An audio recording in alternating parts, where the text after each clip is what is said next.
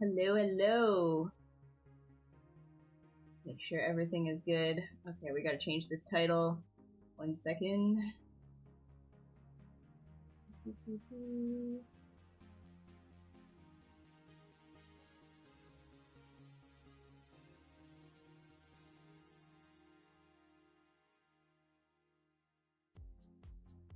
Great, there we go. Updated. Hey, Knife, what's up?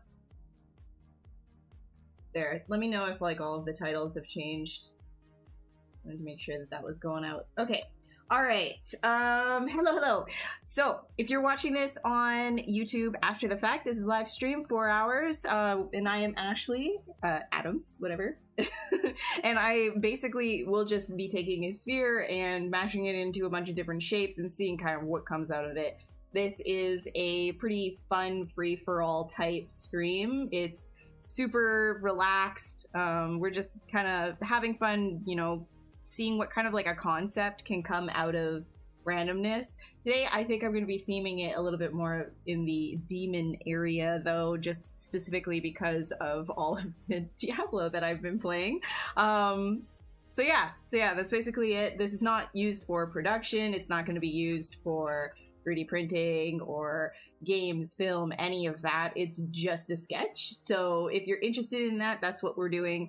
Otherwise, you know, skip ahead, see what happens, or feel free to check out anybody else who's streaming on this channel. There's a ton of other artists that do a bunch of different workflows as well. So if I'm not your cup of tea, then, you know, maybe somebody else is. What's up, Reaper? Hey, Devachi. Hi. What's up? Ooh, Art Studio. Hello. How you doing? Hey, Angel. How's it going? All right. Let's just get this going here.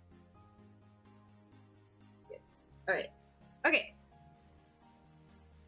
Alrighty. So like I said, you know, basically I'm just gonna kind of mash things, thinking of making like something a little bit more long snouted, maybe even like deer or wolf like.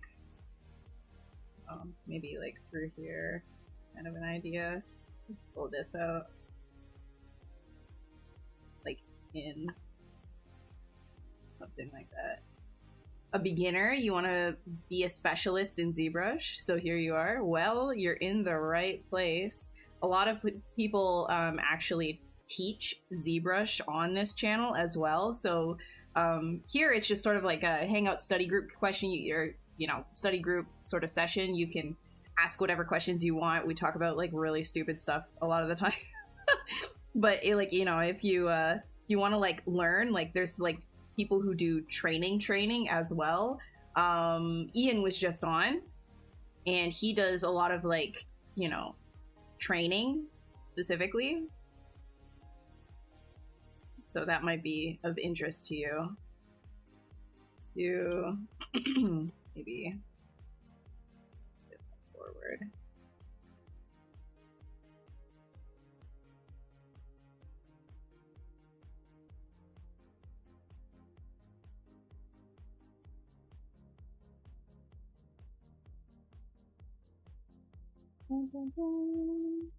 Just kind of trying to figure like an interesting shape for this demon head right now. Could do something a little bit more dramatic here for sure.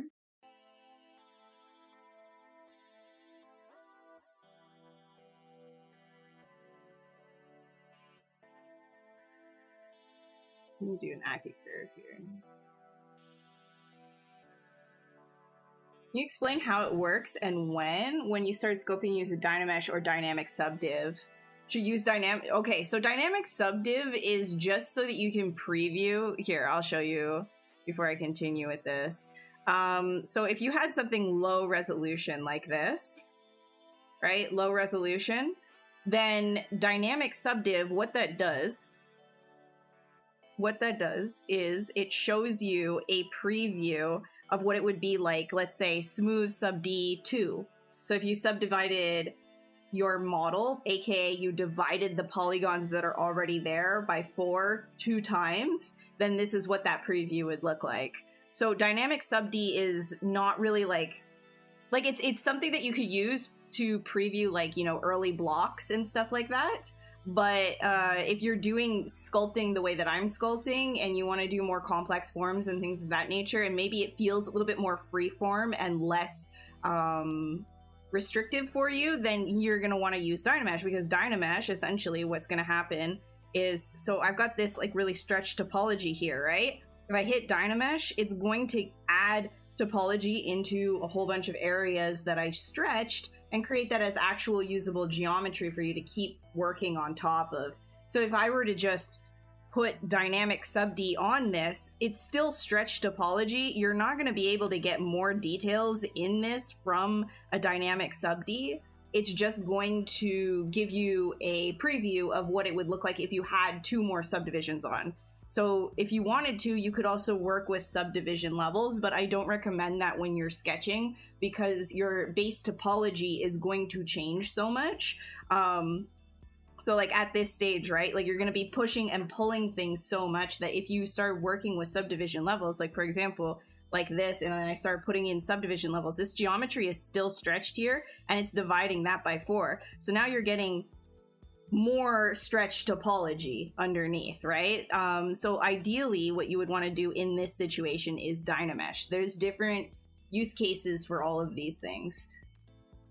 What am I making? A concept? Yeah, I'm just concepts. I'm just sculpting, like sketch sculpting, some demon type thing. So I haven't really done anything right now, but yeah, that's the idea is like demon, probably demon themed. We'll see where it goes. It always, like, you know, stuff always changes, like, as I sculpt, right? So, you second Restream bot? Wait, what? What did... Oh, yeah, you're talking to somebody from YouTube then. Oh, no. My vision has been permanently altered in that eye. Why I always tell people to be careful of unnecessarily infecting themselves with COVID, because COVID got my eye, and now I've got a permanent blind spot in it because of that, and I have to get like monthly injections into my eye. It's not a fun thing. Yeah, so. But I can work just fine, so thanks to modern medicine, they're keeping me up and going. I can't complain. I'm pretty happy, honestly. Can you help me and show me how to do a piece of cheese in low poly style? You mean cube shape or triangle? So Ian just had a stream. You should go and check out his stream that he just did. There are VODs of it, and he actually demonstrated how to make holy cheese. So that's actually perfect.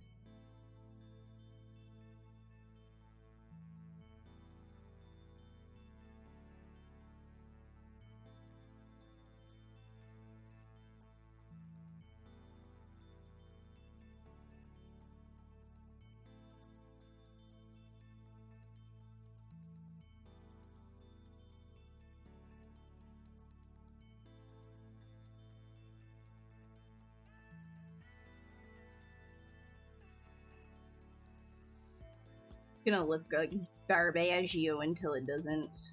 Trying to figure out some kind of, maybe not like directly straight down. Maybe we want a little bit more of like an angle here.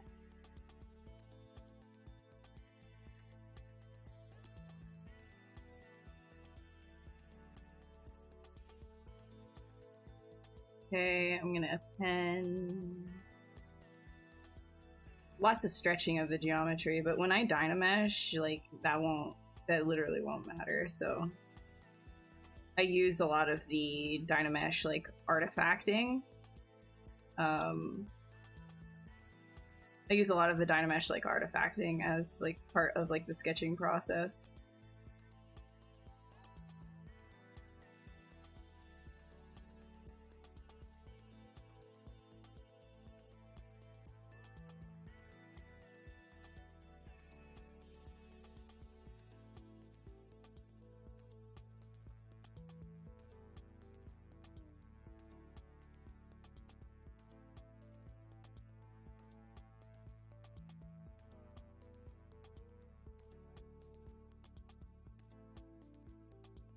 that.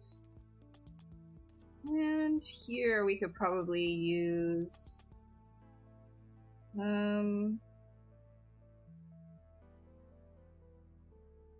reference? Doggo? We've got dog anatomy, we've got horse anatomy, we've got people anatomy. This is what you're asking about?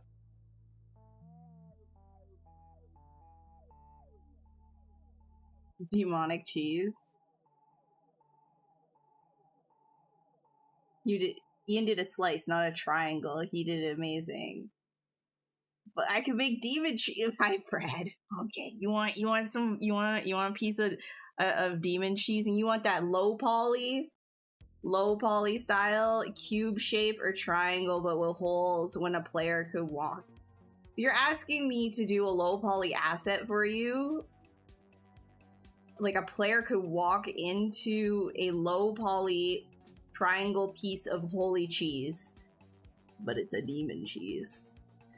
Okay, well, just like quickly speaking here, let me see. Oh, actually, you want a triangle, you could go to initialize with yeah. So here's already like a triangle for you, right? You could initialize a cone, which is just like you grab a cone 3D, scroll down before you make polymesh 3D, and turn the H divide down to 3. You know what? You could even change the V divide down, and now you've got a 9-point cheese hole thing. And then you could say, make polymesh 3D. Now you've got like this super low poly triangle cheese, right? And you could go to ZModeler. You could probably chamfer this, or what's it called in ZModeler? Because where is it? You could inset it.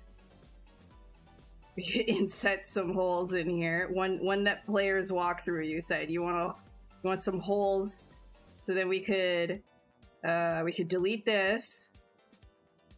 Delete this. we could do double, and then we could grab the edge here, and we could do bridge, and we could like bridge these.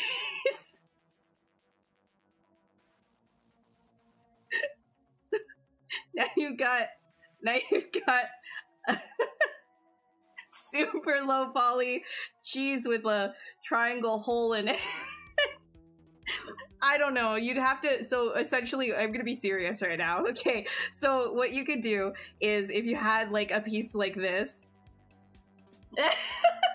you could turn on live Boolean, and you could kind of grab, you know, some cylinder 3Ds. You wanted like, you know, actual holes in it. Then this is how you could control your holes here. Like some, just make this like really long, right? Give it Control D to give it a couple of subdivisions so it's nice and smooth. And then if you put this as a start group up here, and then you turn that, now you've got like some holes, right? That'll go all the way through. And then you could go Control on your keyboard and drag. Oh no, it's got subdivisions, so no, don't just ignore what I just said. Delete lower, subtool, Control on your keyboard, drag your other hole, and you could like make it tinier, and you could start putting more cheese holes all throughout your cheese, right?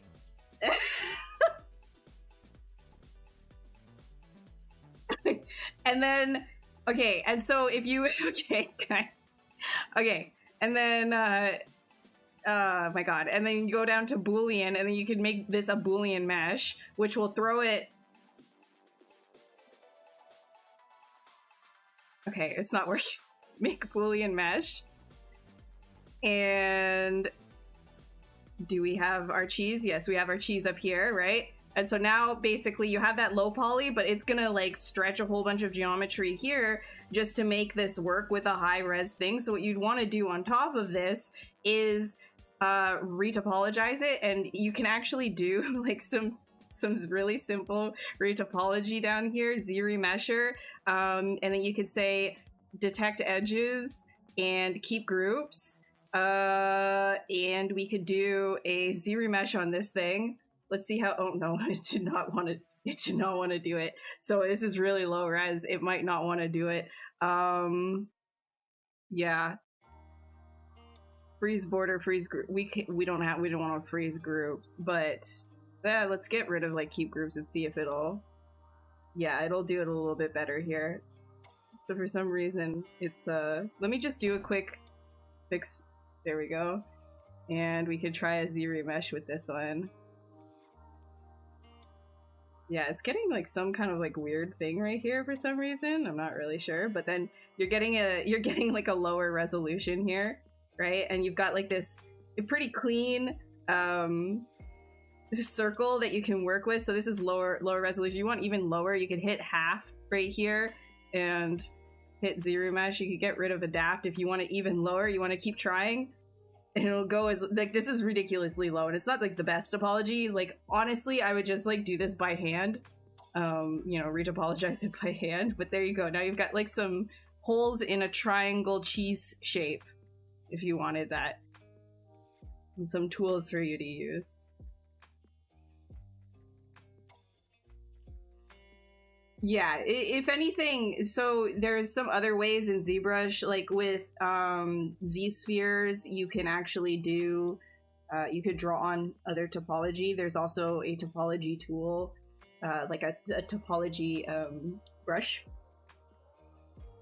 And there's also Z-modeler re-topology as well if you want to do. I'm not going to do like entire like re-topology demos like during this stream though, because I'm trying to like just sketch, right?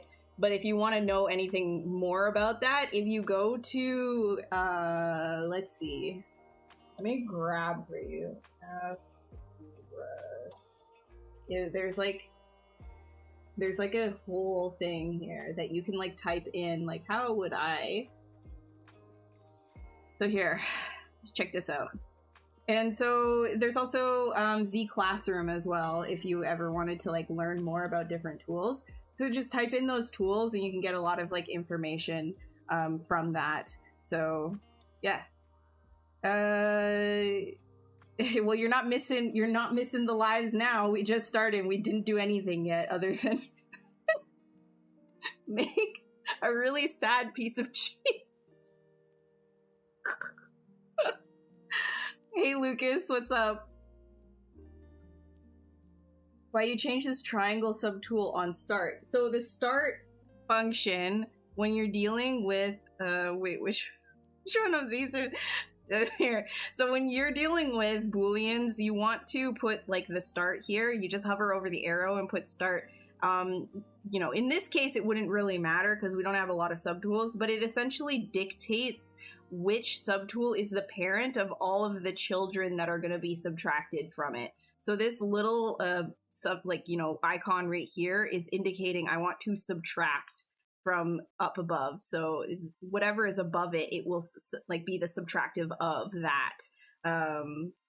So if you had it on normal, it would be like that. If you had it like this, then it would be difference, and then this is subtractive.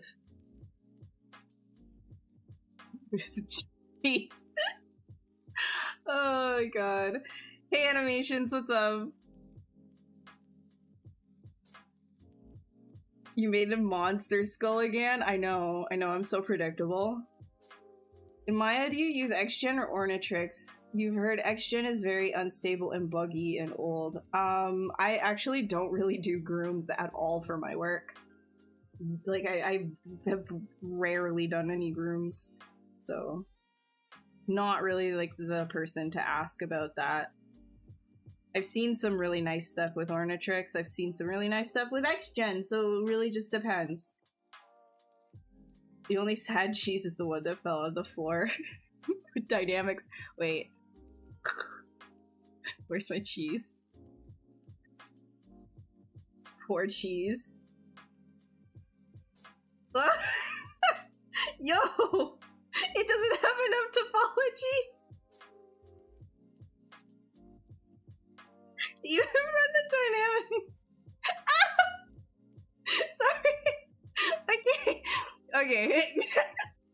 Sorry, I'm just making myself laugh right now. I'm losing my mind.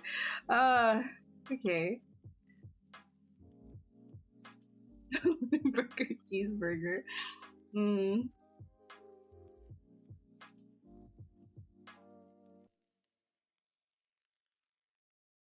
Give some tea.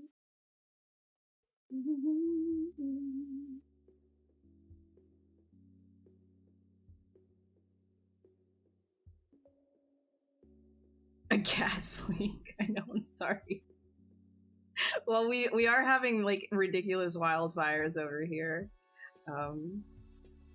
So maybe I've just huffed too much smoke. I've got my air purifier running, so I don't know. Maybe this is it. Maybe this is end times.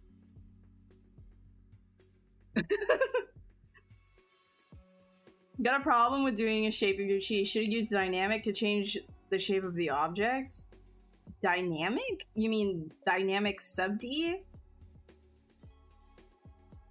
If you have a problem with the shape of your object, you could always just hit W, hit the gizmo, and you can start to edit, like, you know, the scale of something in either direction, right? Or you can take your move brush. Mine right now, I have snake hook on, but you know, the move brush is right here.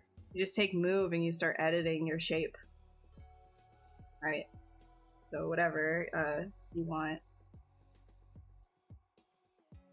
Is there a way to see real world depth and size of a model for 3D print? Yes, there is. And there's like a bunch of like plugins for that. I don't remember exactly. Oh, there's like a, you know, a specific like print. I don't do a lot of printing myself. Like there's this stuff right here. So you can start to understand more about it if you look up this. I think this is like one of the 3D, like the 3D print hub is one of the things. You want to know how it works and when you should use these tools? Yeah, so Devachi, I would recommend you look at the link that I just sent, because like if I spent time like going through all of these tools individually, we would not do anything this stream. So ZBrush, wait, what's it called? Z Classroom.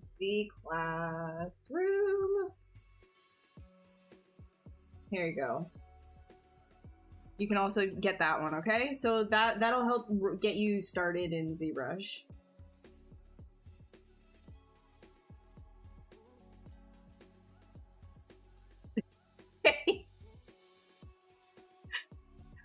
Yeah, we're you just cheese, man. It's simple.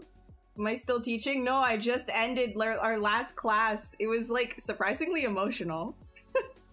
For me anyways. I don't know about anybody else, but I was all like, oh my god, I'm so proud they're all going off into the real world.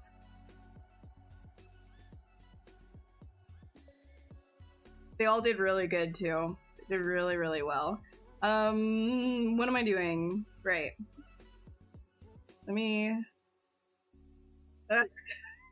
okay.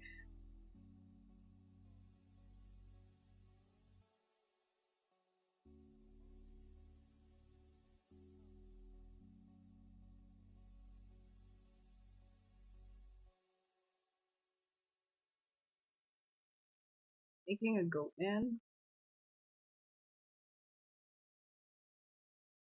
Bro, making a demon? I cannot tell.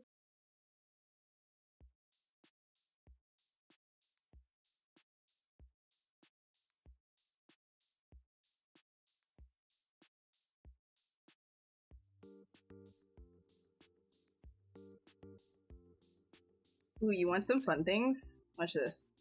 Watch this. If you guys don't know about Bendark. Oh my god, it makes me so happy. Just doing little donuts. You ever just wanted to like make a little donut like this? Sorry, random. Yeah. I really like using Bendark.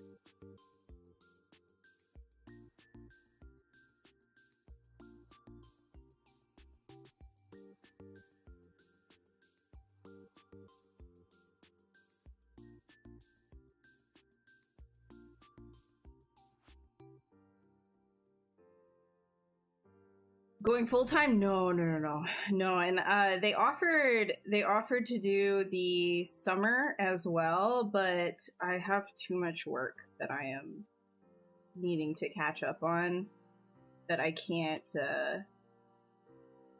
take that on.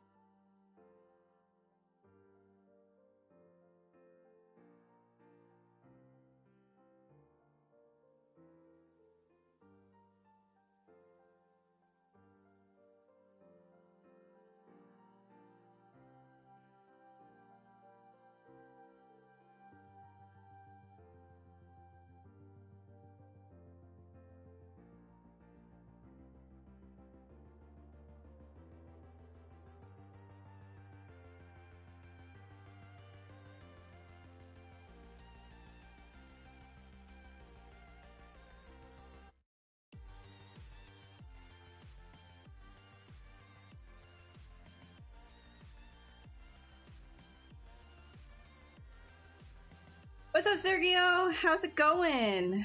Which tablet do you recommend for beginner? And you mean a good one? Well, I mean, if you're just sculpting, you don't need like a high end like Cintiq or anything, especially if you're just starting. I have a Cintiq, but you don't need that if you're just starting.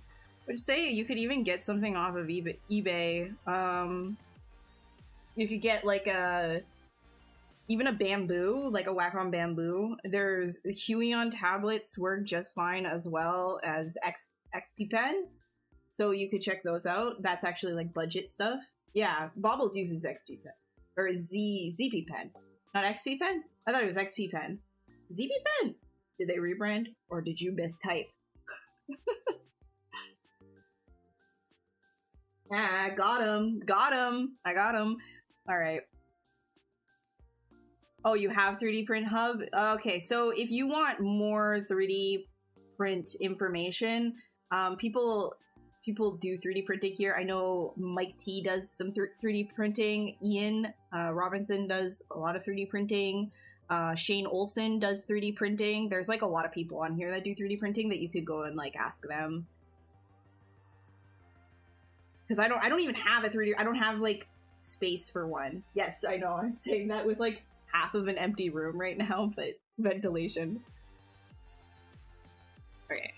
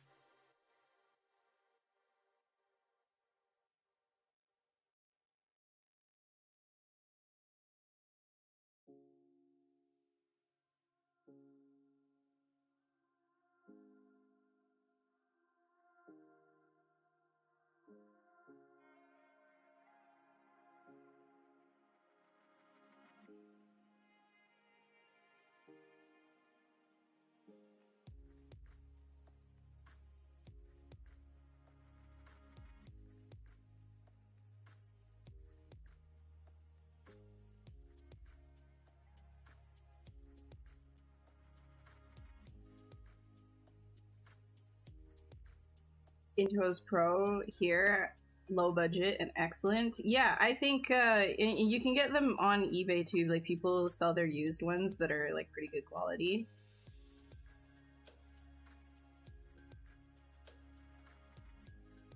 But, like you don't need like something like a Cintiq, especially like right off the bat.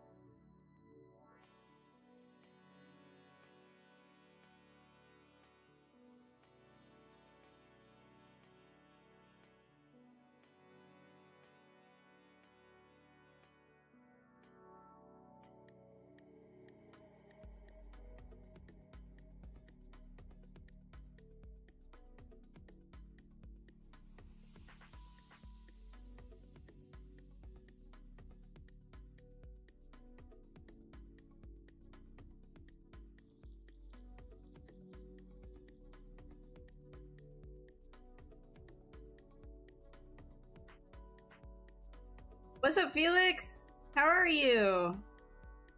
How's it going? Angel was just... Yeah, Angel's still in here. We got Felix in here. How you guys doing? We're just talking about class. It's, Nah,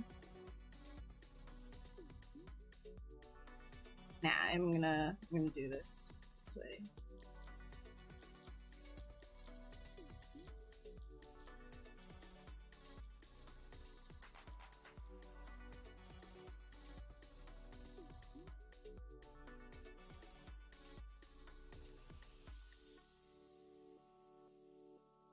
Yo, let's use some, let's just use some body parts. Let's get one of these torsos in. Screw it. Do I want, nah, I'm gonna do it with a, I'll do it with a box. I'll do it with a box. I can do it. I'll do the arms.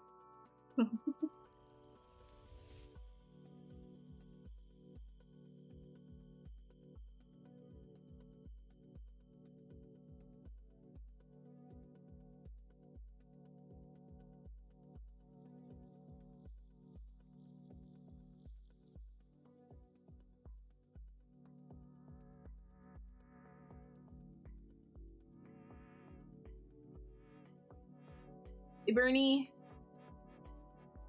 Past midnight? Yeah, no worries. You go sleep. Thanks for stopping by. What's up, Oscar?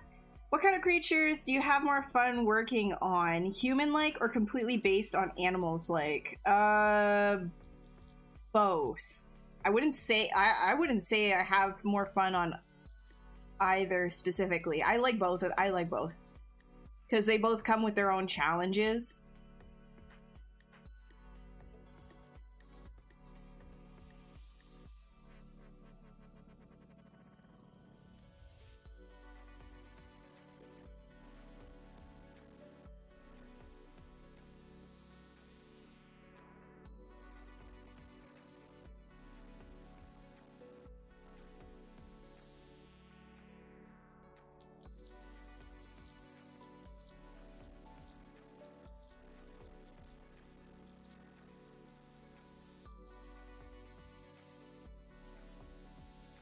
Like, the thing with, like, doing anything human-based is, you have to make sure that you're getting the anatomy, like, real believable, where if it's, like, animal, you can get away with a lot of stuff, unless you're, like, doing, like, hyper-real VFX, right? But still, even still, like, you can get away with quite a bit.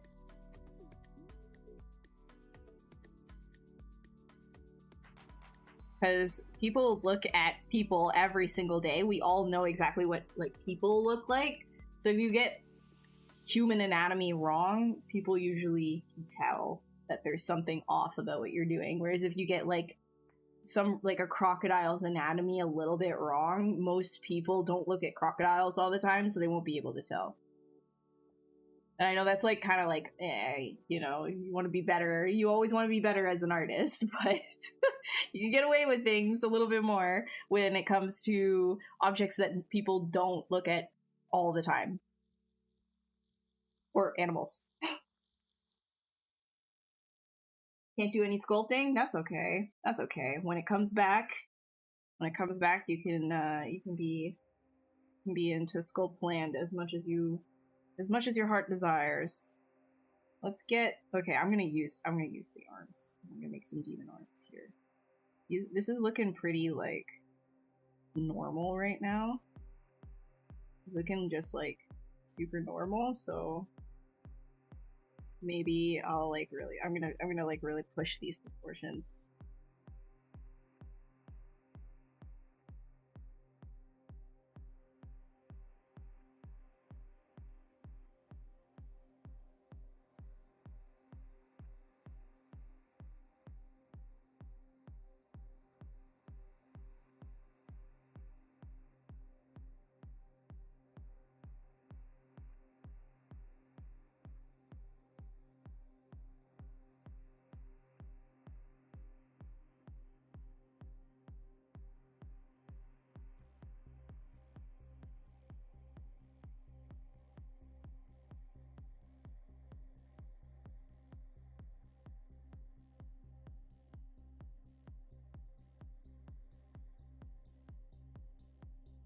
And the way that I sculpt things, I'm sure drives a lot of people like crazy. So this like really low res approach, there's a method to the madness, I promise you. When I Dynamesh it, it all kind of comes together.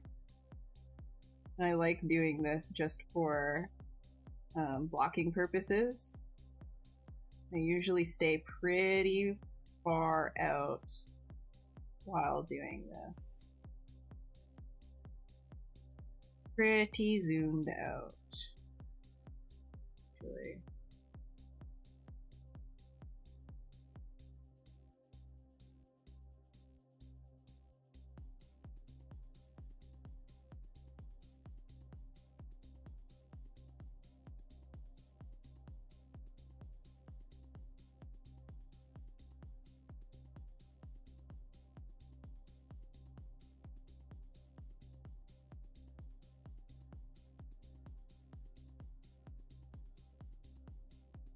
I'm gonna grab this horn and even push it back. I think we can have it go on. There we go.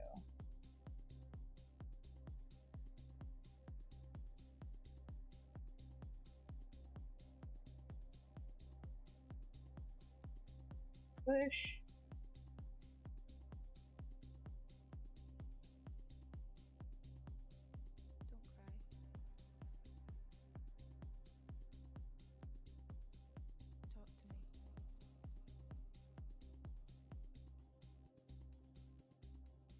Okay, and I think right here I'm actually gonna do like a full. Okay, if all of this is kind of pushed right here, because I'm gonna do like a flap coming off. I love me my skin flaps, you know? Who doesn't love some skin flaps? Am I right? Skin flaps, they just make the world go around. A good, well-placed skin flap.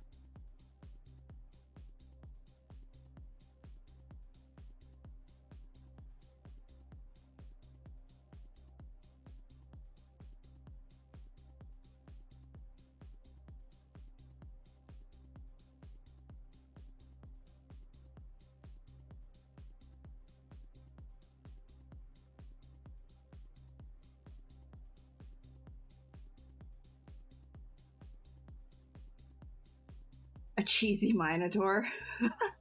How intense is the CGMA class? Would it be possible to follow the first couple of weeks on... Oh, no. If you're taking a ZBrush specific, like, CGMA class, you have to be using ZBrush. Like, that's the whole point in it. You wouldn't be able to use a separate program and then jump in, because it's all about using those specific tools to create your work. It really, again, it depends on what course you end up taking. The one that I was teaching was Michael Pavlovich's course for ZBrush. So that one you would not, like if you end up taking that like for the summer term, you wouldn't be able to use a different program. You have to use ZBrush. How do you retop things in such drastic shapes and silhouettes? So if things are like really drastic like this in terms of like stretching and things, that's I just use Dynamesh, right? I'll Dynamesh it and then it becomes actual geometry to sketch on top of. And then if you wanted to do a low res of that, then, you know, ZRemesher in combination with like manual re-topology is totally fine. Like it's, you know.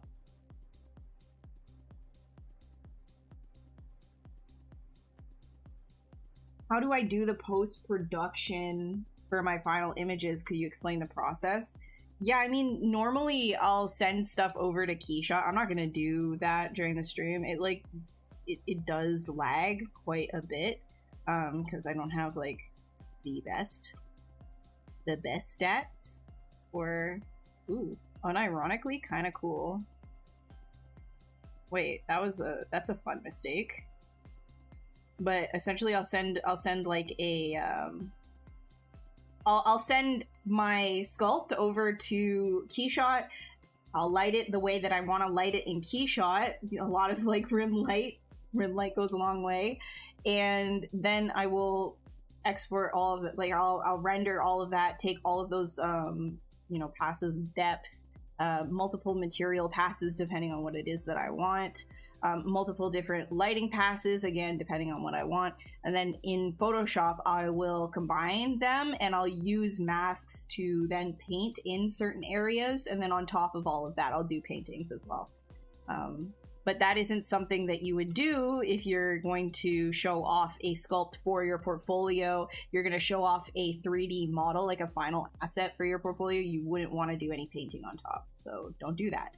That is like, I'm mostly in like viz dev and like in concept. Wait, okay, what am I doing? What am I doing? Distracted.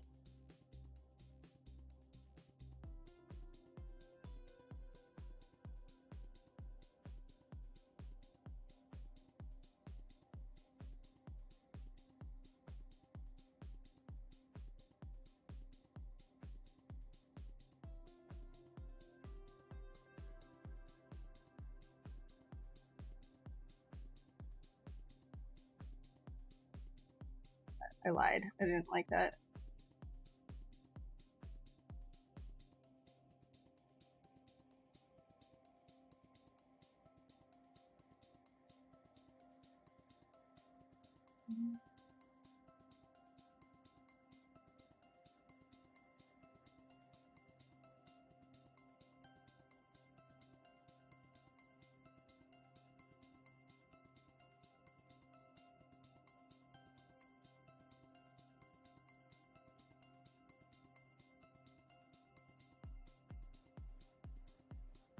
So right now I'm just kind of making some polygroups so that I can control these fingers whenever I want.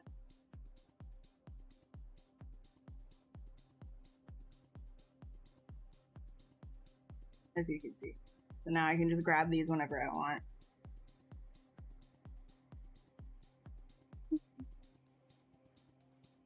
I'm gonna do a whole lot of nasty with them.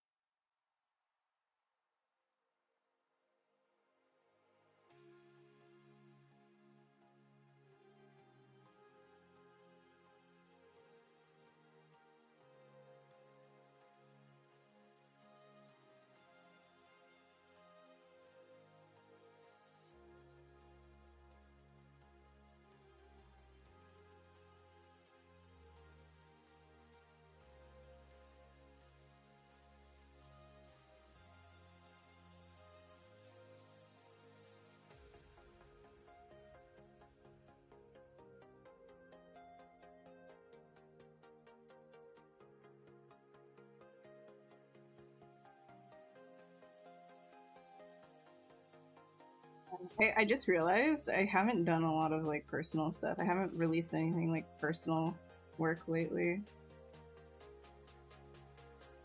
Been so busy.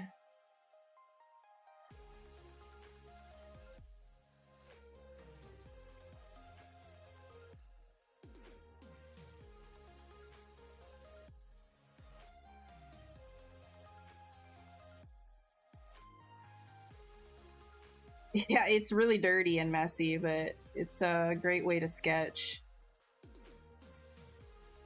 The thing is, like, if you think about if you were doing stuff like with real clay, a lot of it is just moving stuff around, right? Yeah, on top, like you start using like specific chisels and stuff to get like, you know, different effects and skin details and stuff afterwards. But when you're using real clay, a lot of it is just pulling and pushing around. So, you know, it's kind of the same methodology here. I'm just smearing it around like I would if I was like tactically on top of it. Oh my god, it's Ian! Speak of the cheese devil. We did a very, very sad cheese demonstration earlier. It was very entertaining for me. And I was trying to get them to go over to your stream, but there was not an acceptance I had to show. So I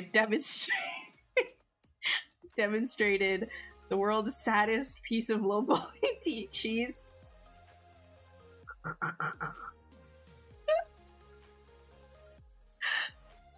And this one, before I made it a Boolean mesh, the one before I made it a Boolean mesh, it's even better. Because, look, I was like, yeah, you can put dynamics on it. You ready? Yeah!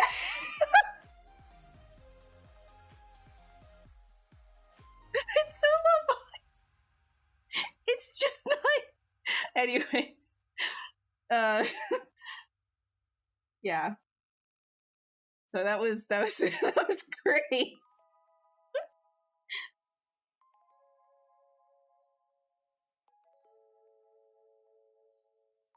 But yeah, if you want to see cheese in action, Ian's got you, man.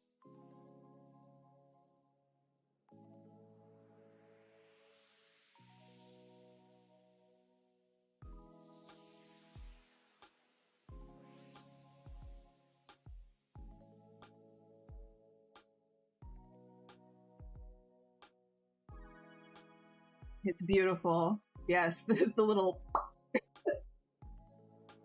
Who said ZBrush doesn't have who says ZBrush is only soft bodies? Dynamics. Oh my god. Wait one second.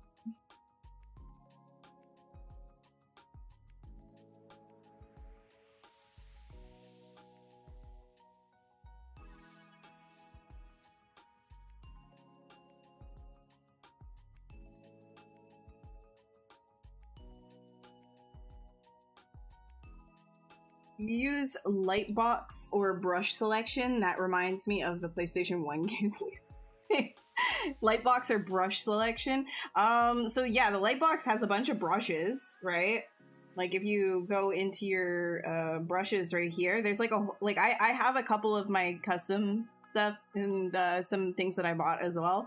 But there's a lot of stuff that just ships with ZBrush. For example, one of my favorite brushes that isn't in your regular brush palette is actually in the slash brush section. So if you double click on this and you go and find /2, this might be your one of your new favorites. It's a lot of fun. It's dangerous. It's messy. You know, a girl likes the messy. So you're gonna have fun with that. There's also a whole bunch of other options for the smooth brush, which if you understand how the brush menu works in general, then you could like make all of these things work for you. But there's like smooth, stronger, so if you're not getting enough smoothing, you can always click on smooth, stronger. There's you know, smooth crease basically does exactly that. Smooth peaks will get all of the peaks down to a more like regular, even level. Yeah, there's like a whole bunch of other things that you can do in here. And then there's also, what's it called? Oh, smooth groups is actually an interesting one. Jay Hill brought my attention to this one. I did not know about it. I never played with it. But if you had like multiple different groups, like for example, how can I show this off? Like if I do, I guess, and I go Control W here, and I go Control D, Control D, and then we look at this, actually, no, that's a bad idea. Let's do, yeah, no, we can do that. Okay, Control D, Control D, Control D, and then I'll grab like this right here and I'll do Control W to create a group, and you've got like all this anti-aliasing, smooth groups. Do I have it? Hello? Lightbox? Smooth groups. Shift key. Yes. Okay. What is going on? Draw.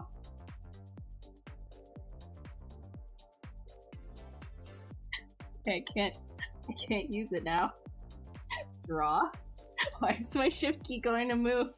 I'm gonna lose my mind. What? Okay, that has never happened in my life. Okay, ignore that. Does it still work? Yeah, for some reason smooth groups is not working for me. But anyways, it's a smooth brush that smooths all of this out the same way that deformation, you know, polished by features would smooth all of this out, polished by groups, but then you'd have it in just that specific area. I don't know why. That's strange. I don't know why that's happening. Okay. Back to business. Why did I know every single time on live stream, I'm like, well, where is this coming from? Why didn't this ever happen to me on my own time?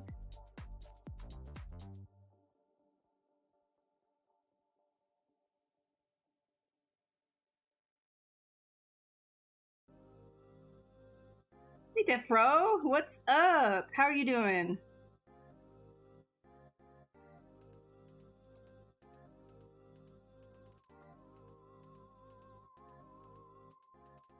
What? I want this to be bigger. Just want it to be like dramatic, you know, like a big dramatic. Yeah. And then let's go down to deformation and inflate it inwards. Inflate.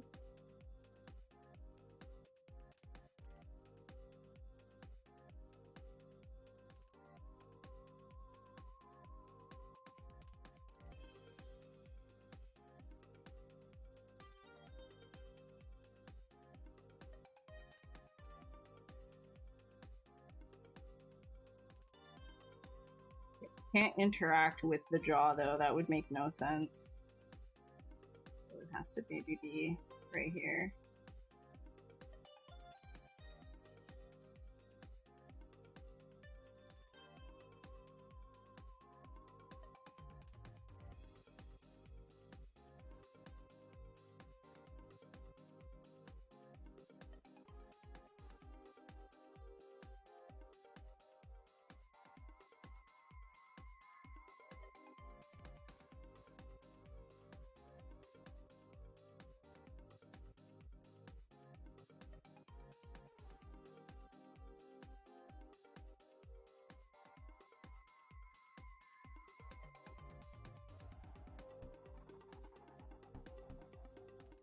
Look, it's a bee!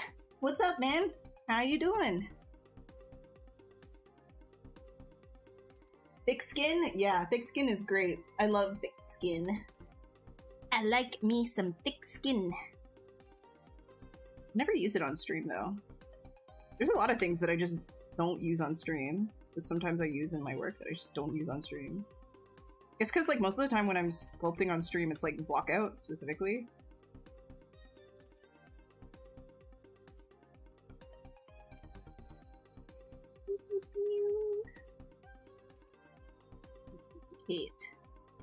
Is anybody okay? The stupid question, because I know some of you are. Who else is playing Diablo? And what class are you running? And are you crazy and doing hardcore? Because I just started my hardcore character. I just beat Act 2 on hardcore, but I also beat the story on Eternal. I know. I literally, like, I'm staying up way too late every single night just to squeeze it. Okay, so this is Zelda. Okay, oh my gosh. I started it. Stupidly, I started it, and then the next day, Diablo came out. So I'm just... Bye, Link. Bye. I wanted to sculpt, but it's too damn hot in your room, so you're debating not doing a damn thing today and just taking a break. Do that! Do that! You're allowed to take breaks, and taking breaks is good for you. You don't have to sculpt all the time. In fact, not sculpting all the time is actually a good thing, you know? You're gonna get better if you sculpt a lot, but sculpting all the time and no breaks makes B a sad boy.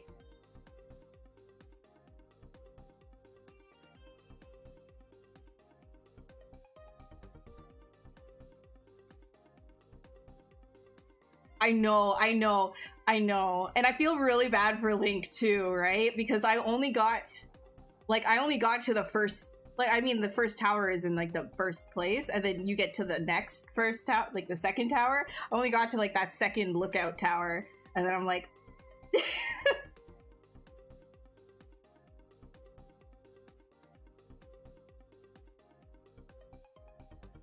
you break your mind. It just goes, go and school. I know, I'm aware.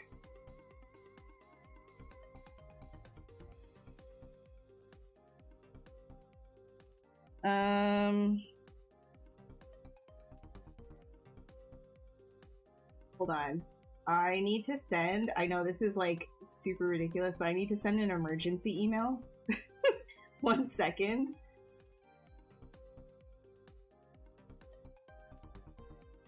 One sec.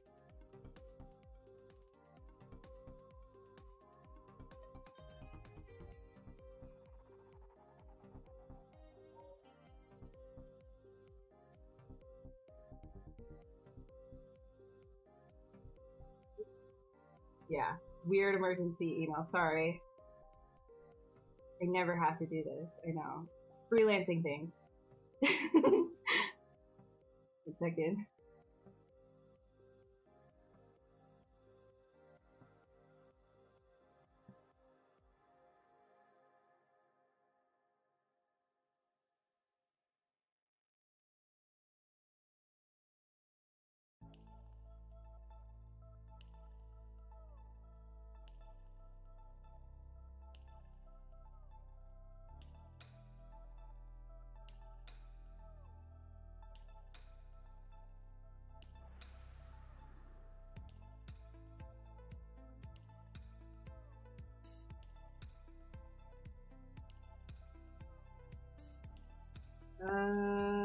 Seems... yeah, okay. Emergency email sent. Okay. Yo, what's up? How are you doing? I'm gonna just say P because I don't know how to say that name. You will take care of him? Yeah, honestly, like, everybody is so...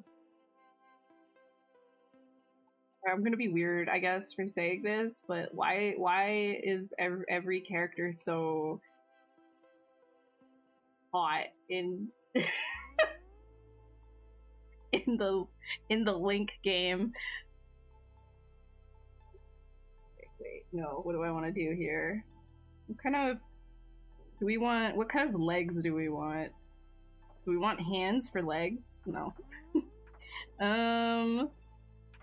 Cylinder.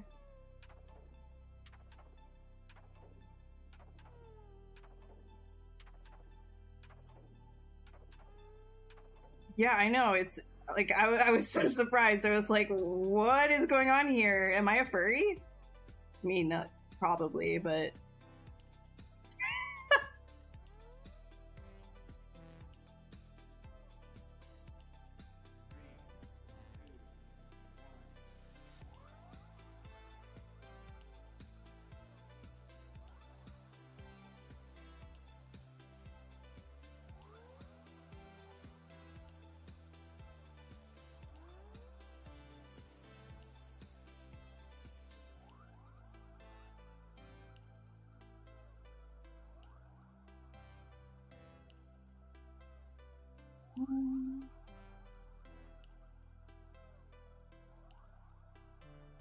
Yeah, it really is. I'll get back to it eventually, but Diablo has my heart right now, so I don't really know. I don't know when that's gonna be. I'm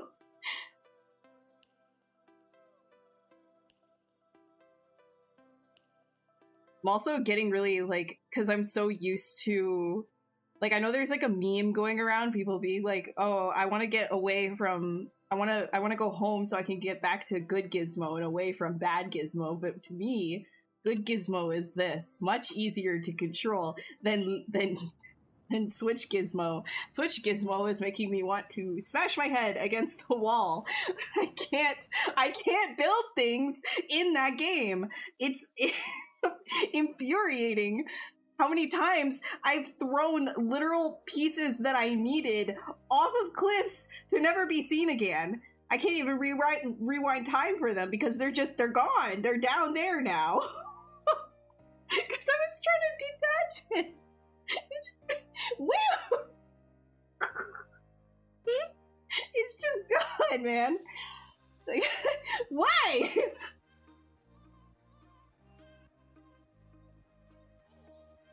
The Apple goggles? Oh yeah, okay. Yeah, the Apple goggles, whatever.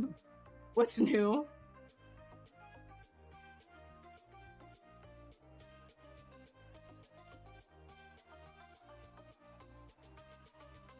Stupid Apple goggles.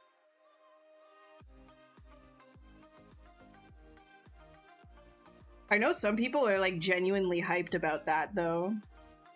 So I don't wanna like poop on anybody's parade. I personally not interested. I have a Quest, like the VR headset, and I haven't used it for a while because my eye got messed up, and now it's kind of like weird to wear a VR headset for me. I'm sure I could get used to it, but yeah, it's not exactly the greatest for your eyes for long periods of time. I think that's like a big thing is I don't know if VR headsets are gonna take off because of the headache problem and the vision problems that come with it. People aren't talking about that, but when you got like your face like plastered to a screen that close for hours upon hours, like it's not good for you. No matter what they say, it's not good for your eyes, because every time I take that thing off, it like flustered, you know? You're half blind, so you can't use. Yeah, it's like it's strange. Like I know what you're talking about, Reaper. I've got like a chunk missing in my left eye now, so like I don't think it's weird.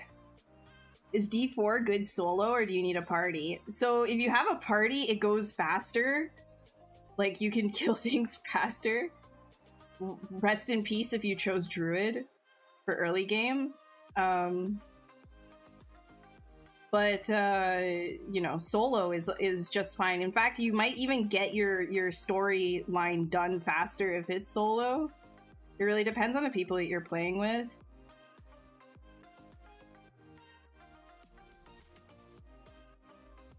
I did my first story playthrough with a group. And now in hardcore, I'm doing it solo, which is probably the dumb way to do it, but you know, whatever. Always played Diablo, like hardcore solo. Because I have a little bit of that sweat in me, you know? Just a little bit of that sweat. You're gonna pitch. Druid is really slow early game, so I've seen some like nasty stuff come out of it though. Like builds are like pretty like high damage and it's tanky, but it's like really slow early game.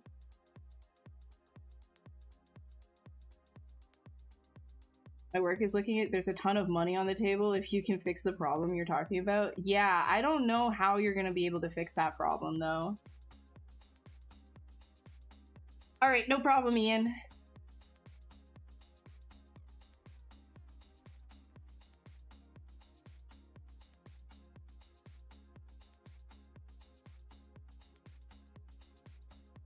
Like, I really like sculpting with the headset. The real problem is the eye issue and the headache problem. You really can't have that on for that long. I guess like maybe if AR technology and like something like Google Glass actually worked, maybe then, but having like a whole thing on your head where there's like an actual screen like this close to your eyes, nah.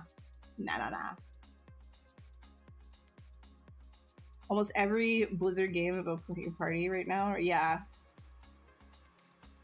yeah, playing in party is a lot of fun. Oh look, it's a Jesse. I don't know if Jesse if you're still here, but hello, hi, welcome. How you doing?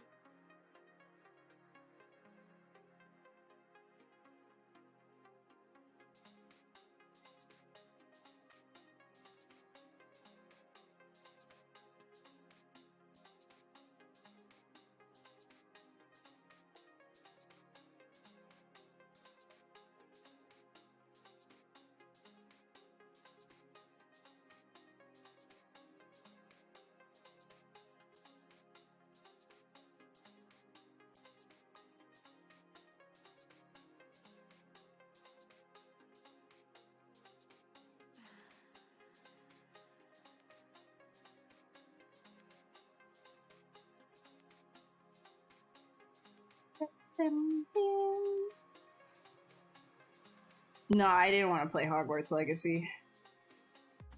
Yeah, there's better XP in party, but then everything is like higher health as well. So if you're already struggling with damage, then it becomes like the rogue is just carrying you.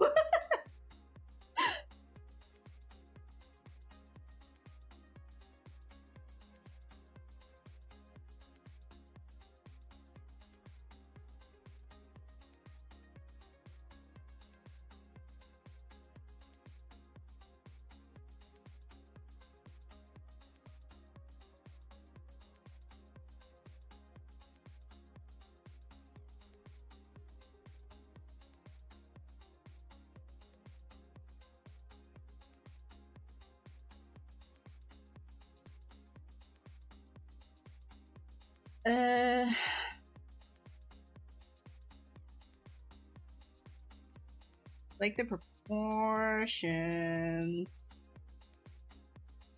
I think I'm gonna make this longer.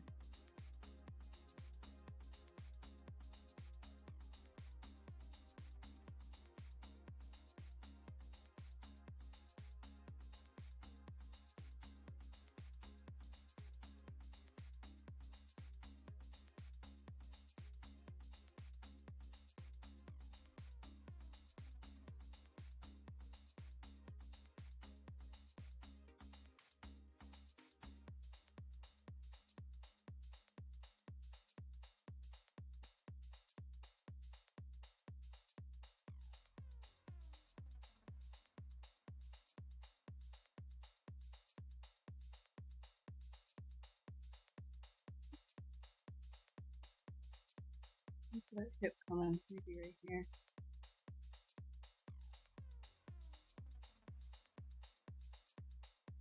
Yeah, like that.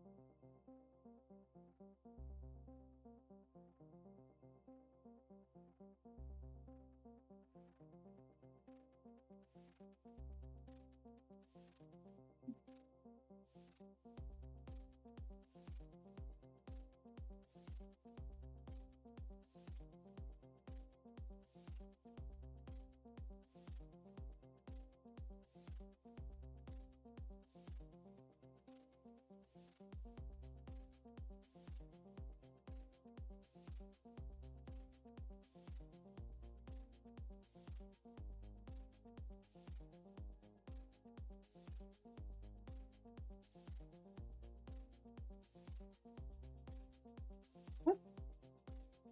Pull that out right there. There's that retro canter.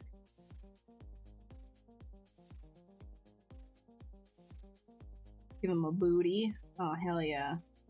Booty time, baby.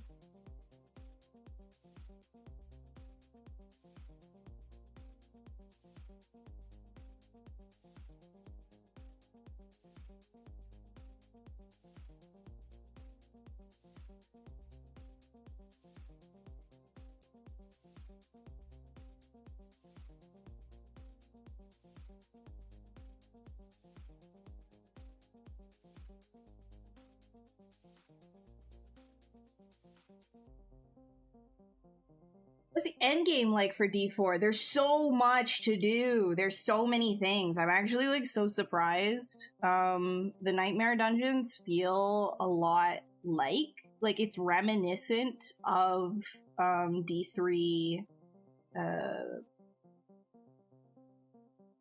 Rifts, which is cool, but it's like you kind of know what to expect unless the butcher shows up. God damn that thing. Butcher showed up for me like 3 times now. Actually annoying. Oh my god, the first time it showed up, it was like the first dungeon I did when I started playing Diablo when it released D4 with my group, and that was like the first dungeon we did. The butcher showed up and we were running in a circle, rezzing each other on Eternal. We were rezzing each other in a circle for 15 minutes. It was so annoying.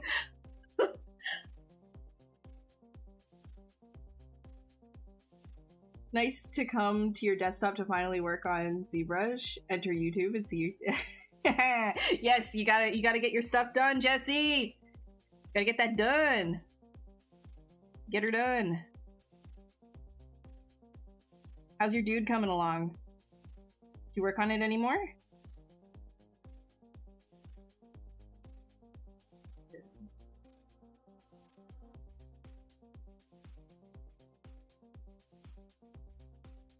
Oh look, it's this Stell Ghost coming in with that foot, that industry standard foot. What's up, dude? How you doing?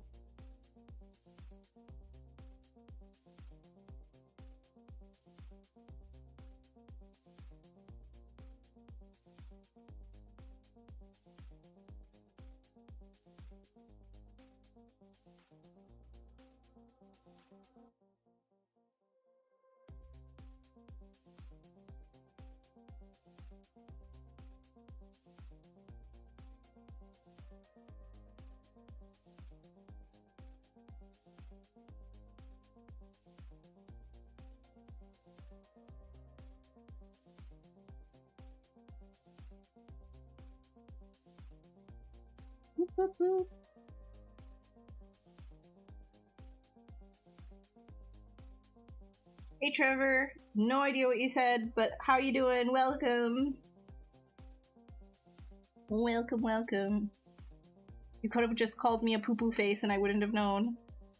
If you did call me a poo-poo face, I hope you didn't.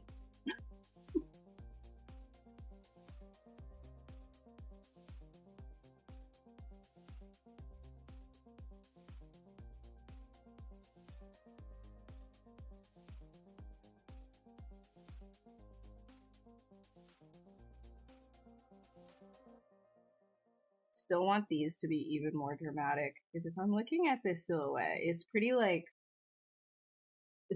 even. I want something more. Give me more. Yeah, I have to save it. I'll save it and then more. Let's do new folder Demon. Okay. So before I do T-pose master, I literally always save. Always save before you T-pose master, just in case your thing crashes or something.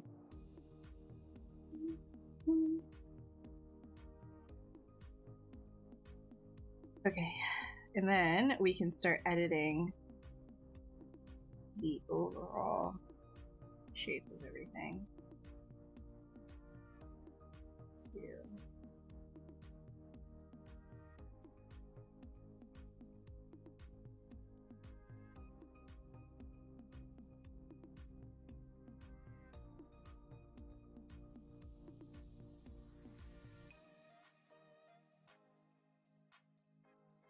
Just run down just a bit.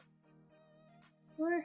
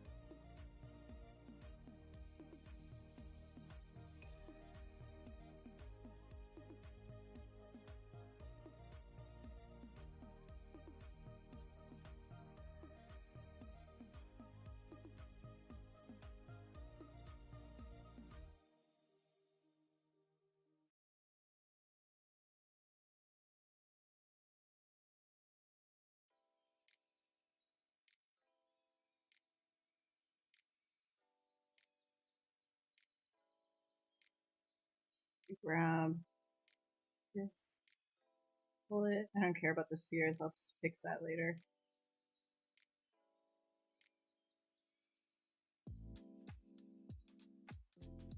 Yeah, I kind of want these to be further apart too.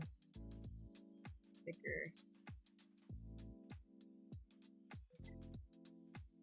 How's the pupper? Pupper is good. He's good. He's a little itchy right now. I think it's all the smog. The forest fires.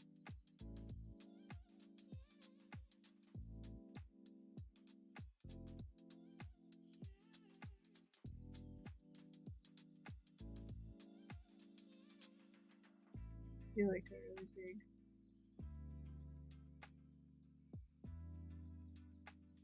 I don't want to grab like this thing. Did this not send? It did not. Oh well. Back to T-pose the sub-T. Wee!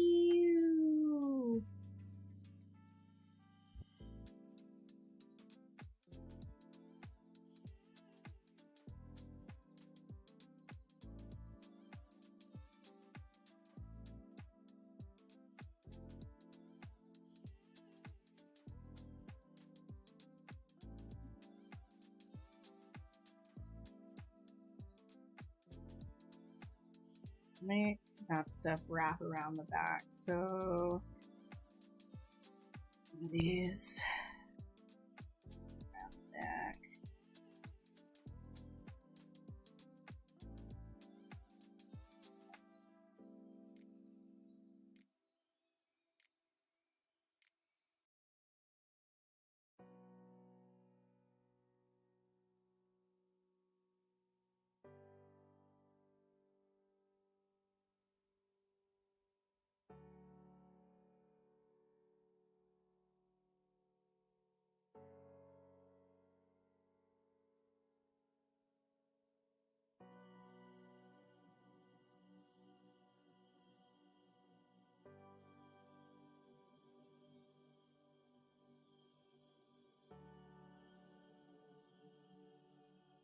Here. Yes, sir. We gotta get that one in with the skin flaps. Actual arm itself can come out in the back. How do we fit this in shoulder blade wise? Gotta shove it down a little bit further.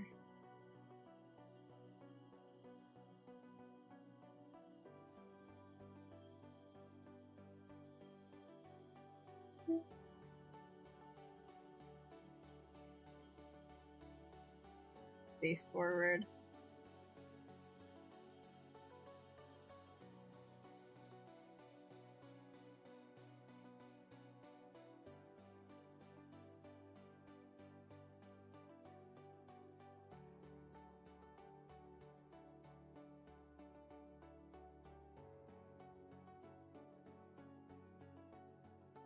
I gotta like edit that bottom part of him because the top part's kind of neat. I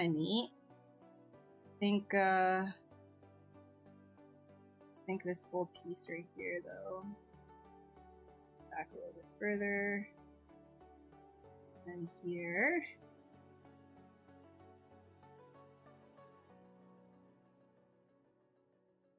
That or backwards. I think backwards.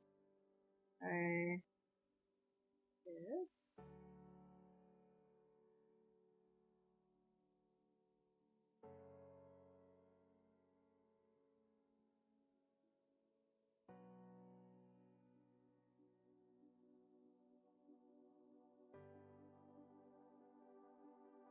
All right, I'll see you later, Felix. Thanks for dropping by. Have a great evening.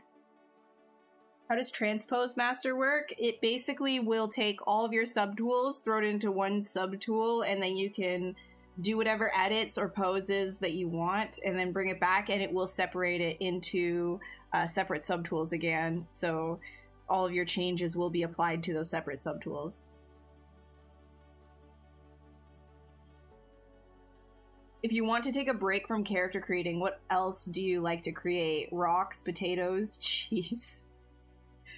Yeah, after like playing Diablo 4 and like gawking at the environments, I was like, you know, it actually probably would be a lot of fun to do environment art for a game like that. I think anything that has a lot of character to it, like there's a lot of like storytelling involved with it, I'd be happy to work on.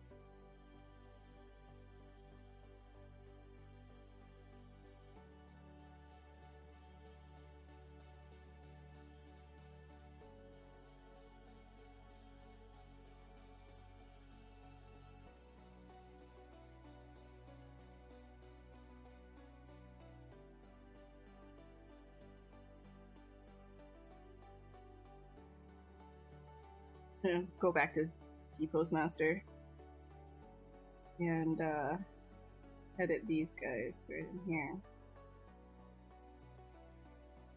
I don't like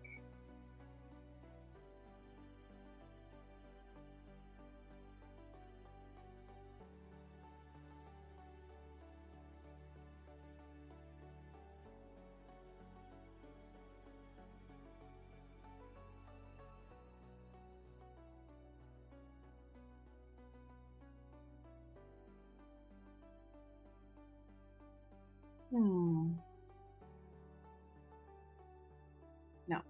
No. What do I want to do? I think with this, I'm just gonna do a quick low res mesh on this guy so I can start to bring the bottom of it down. Extend it.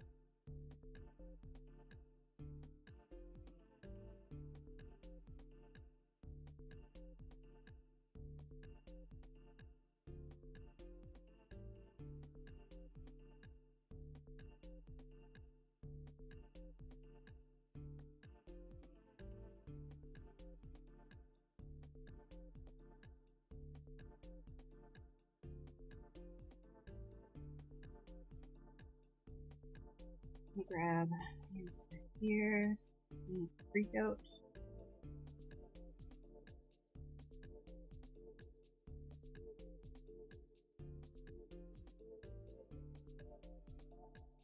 Sit here.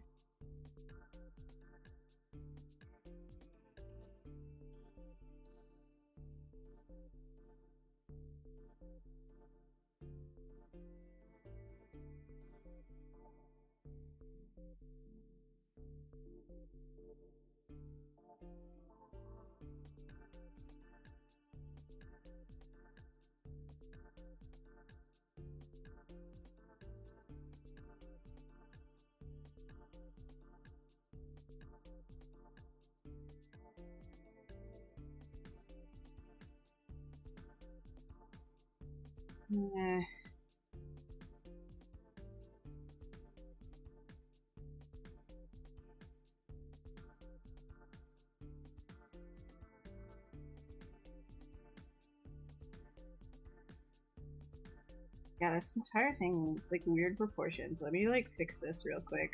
Look at chat in a sec. Just driving me a little crazy, you know?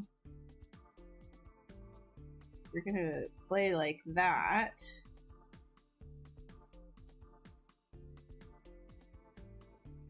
And we need this to look a little bit more cohesive, proportion-wise.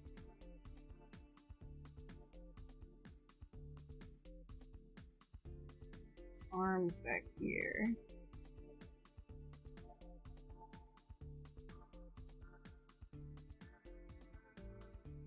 I need some shoulder blade in there to work on it, but like these guys, I guess I could like do something a bit more like that. This would have to come up then here. It'd be odd for them to be using the same pectoral, but I don't know, maybe they could use it. Having them both use the same pectoral is kind of weird, but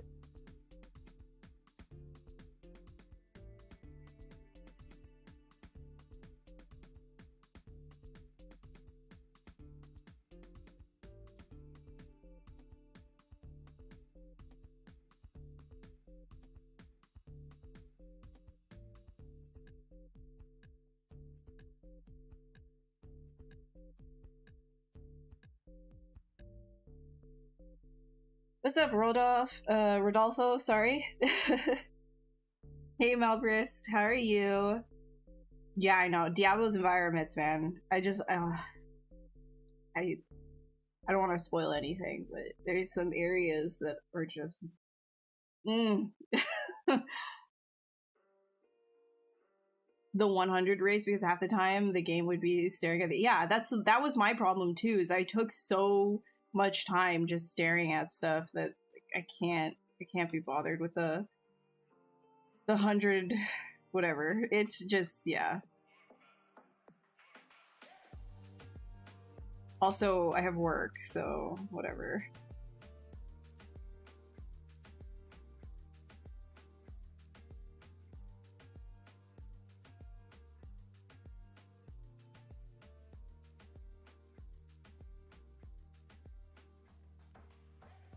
This needs some real structure. Let's just solo this out and actually create like...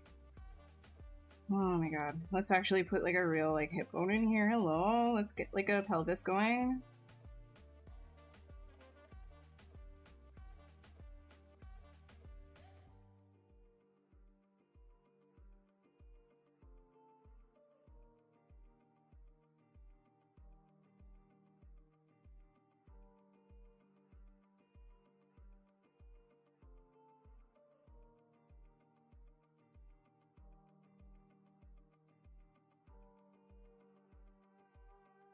It's like in there.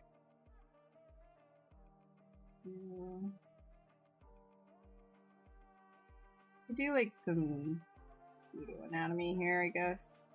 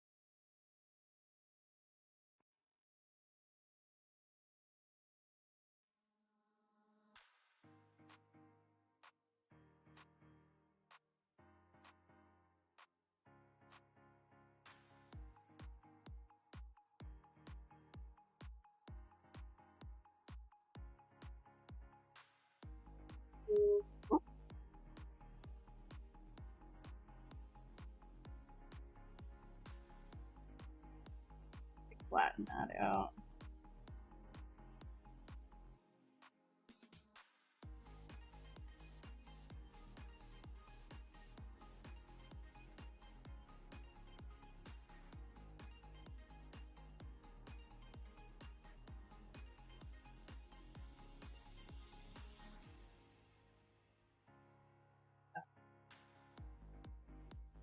Right? We can push that down. Cool.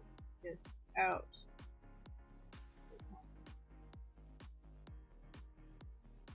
I want this to be too round. We want it to be round, not too round. And right here.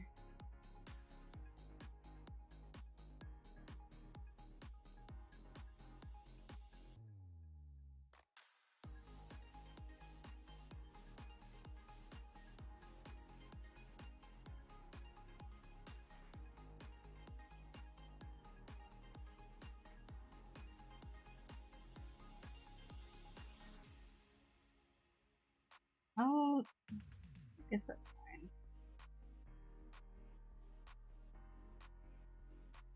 So now we have like some actual hip bones.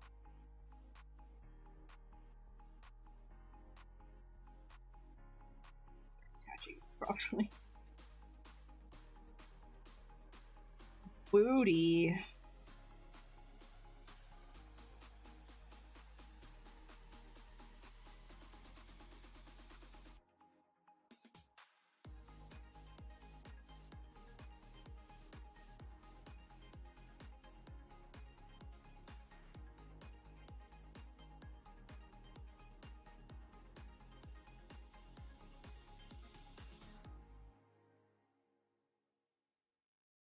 And I guess I could like make that longer. Yeah, no, I won't spoil anything. He does cardio often. He made a hoofs. He likes to do cardio. Yeah, I know. I'm working on it, dude. I'm working on it. What's up, Wagner? How are you doing?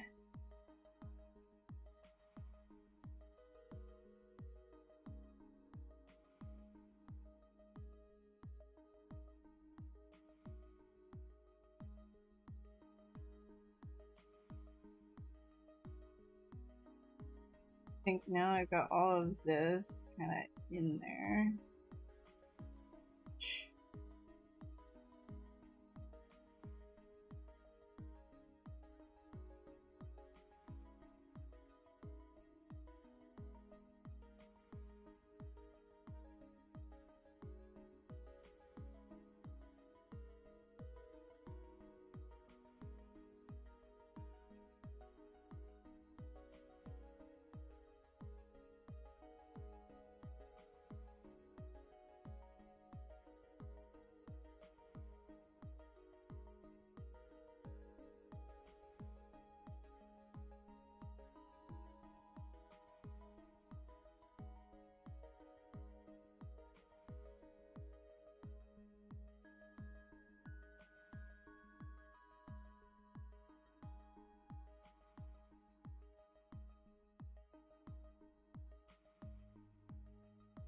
Alright, I'll see you, Rodolfo. Have a good evening. Get rid of these guys. Delete, append, sphere, bring. Oops. Do that. Ah, okay. We're all the way up there. That's not good. I'm gonna bring this guy up. Up. There we go.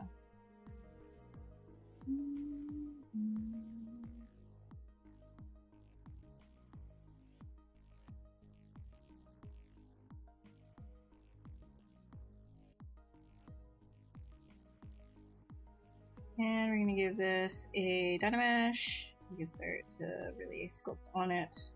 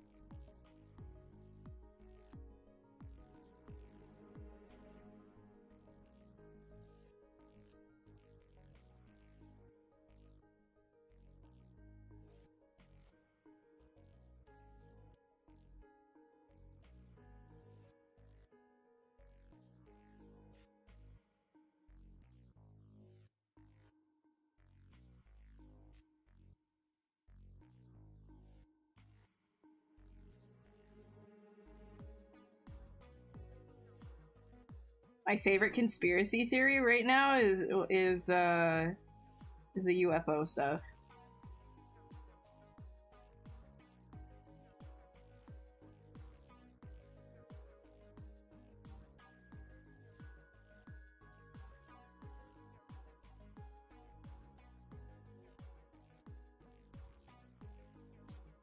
But typically I don't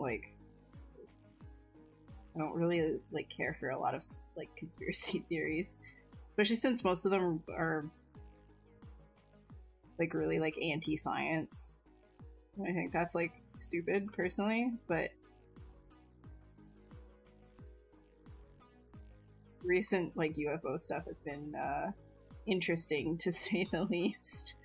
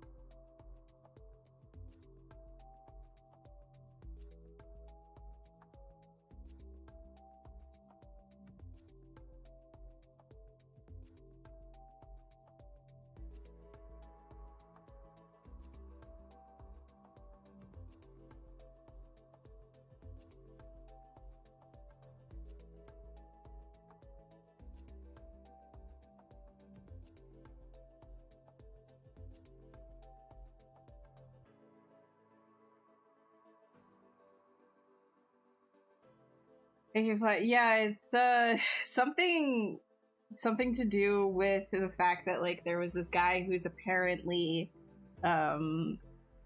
ex-military, like ex-decorated military something or other. I don't know. He's like saying that people in the military have told him about how they have, like the US government has spacecraft. There's no proof though, so it's kind of like, but it's going around, it's making the rounds right now. It's entertaining to say the very least. I want to believe. What's your new feature for ZBrush? What's my new favorite feature for ZBrush 2023? For 2023, I guess like the proxy pose is one of the more useful ones. In geometry, if I say proxy pose to this, basically, okay, this is a bad example, but like, let's give like this, for example. Let me just save real quick. So I have got like a couple of details going on here, and if I like proxy pose it, and like I want to like make this, I want to make this, what's it called, this torso go sideways, I can do that. I can start posing it in like a low resolution like this, and say proxy pose on, and it'll put all of that information back onto that high res again. So it's like a temporary kind of like decimation. That's probably one of my favorite features.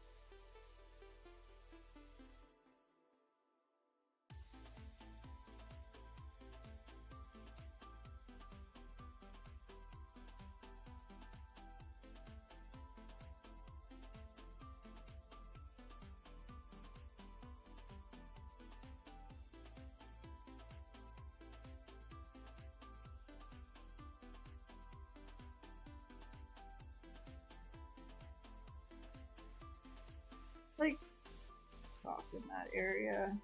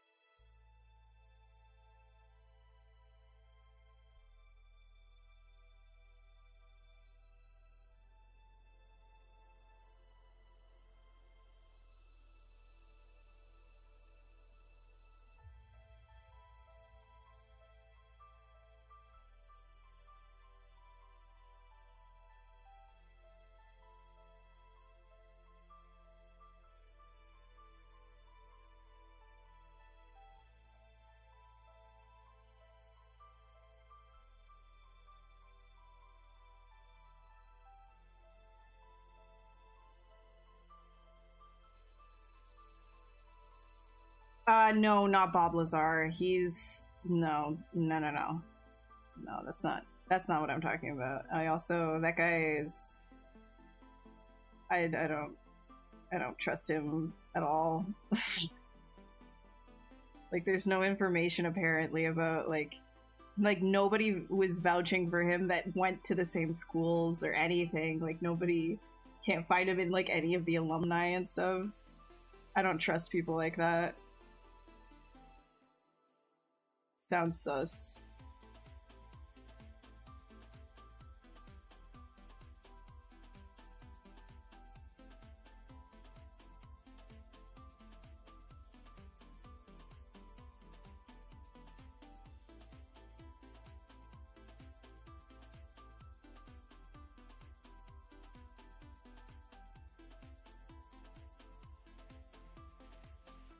You get the inspiration for the creatures you sculpt. Well, this one specifically is because I was playing Diablo. So like it comes from like, you know, sometimes I'm just looking at photography for more insect looking creatures like macro photography. Sometimes I'm playing games. Sometimes I'm just, it comes from all over the place, really. This one specifically is because Diablo.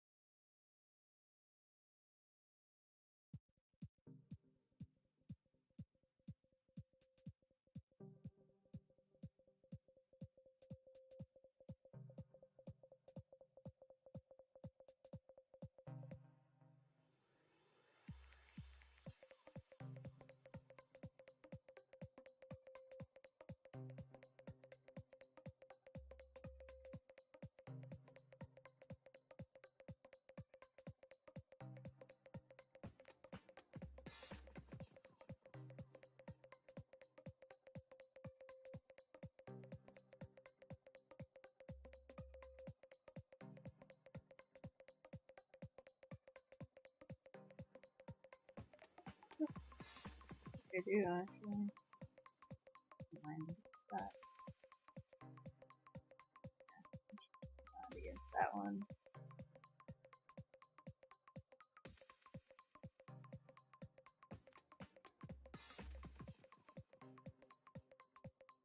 I think this needs to come out further though. A bit wider of a skull, wider set. And then this. In.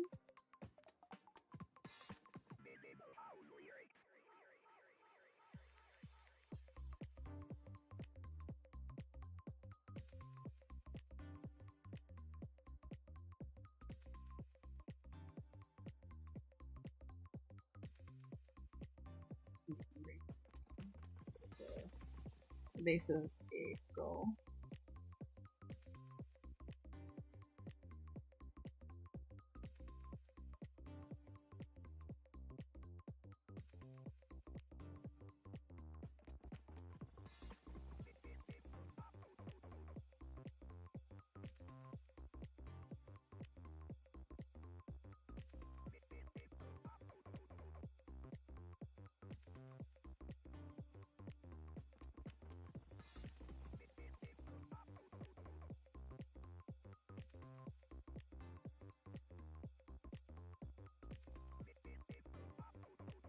Ooh, you looking silly around the side.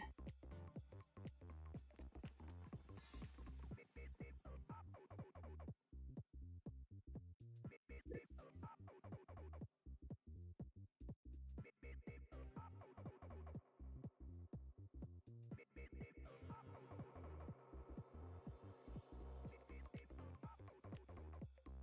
Oh, I can definitely chunkier.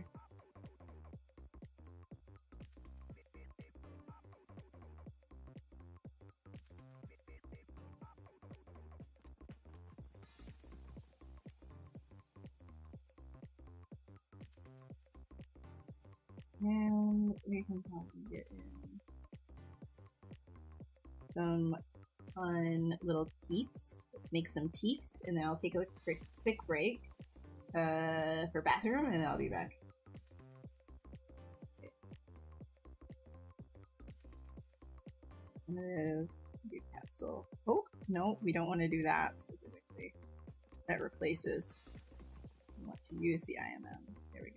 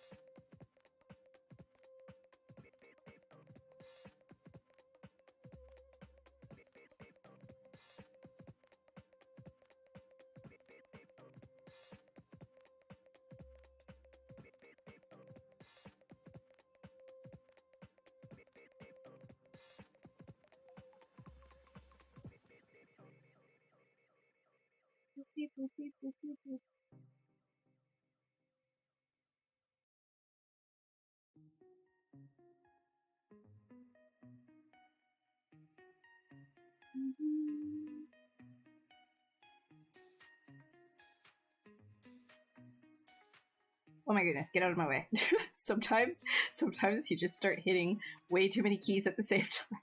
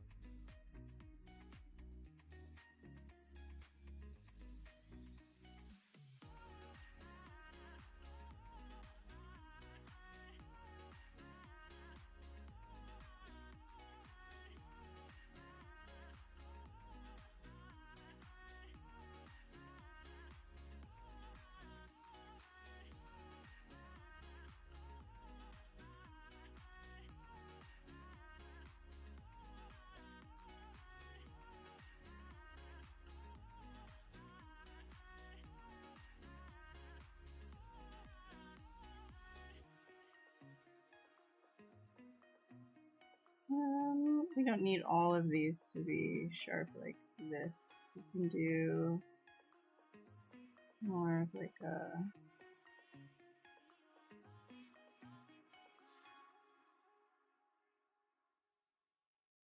Start doing a little bit more like this, maybe.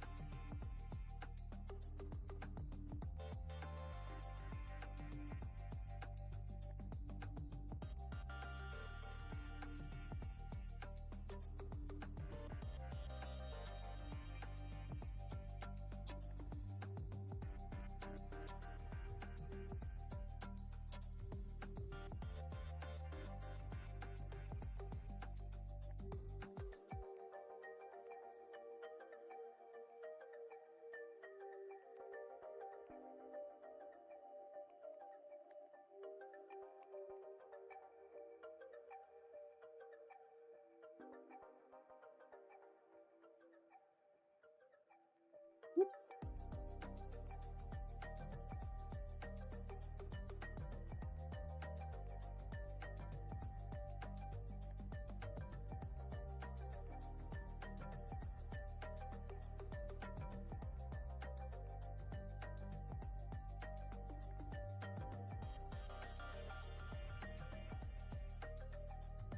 Hi, Commander. How you doing?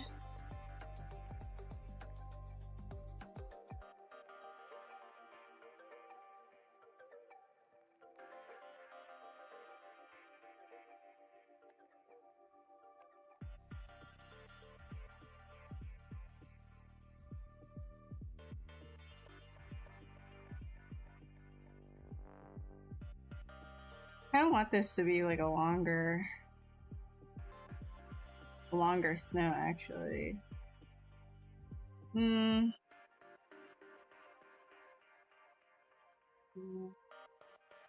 Let's see.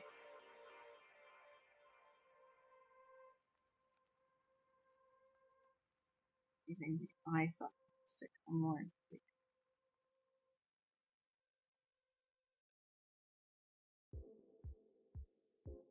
Kind of like a combination of a bunch of different types of skulls rather than one particular.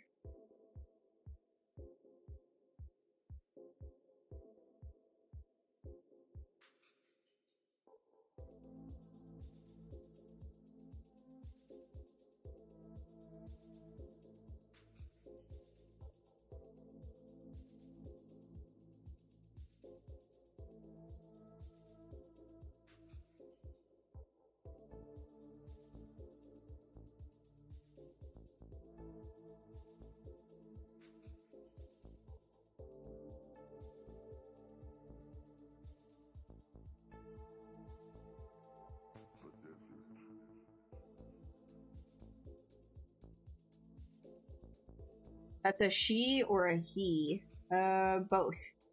Because demons. Why not?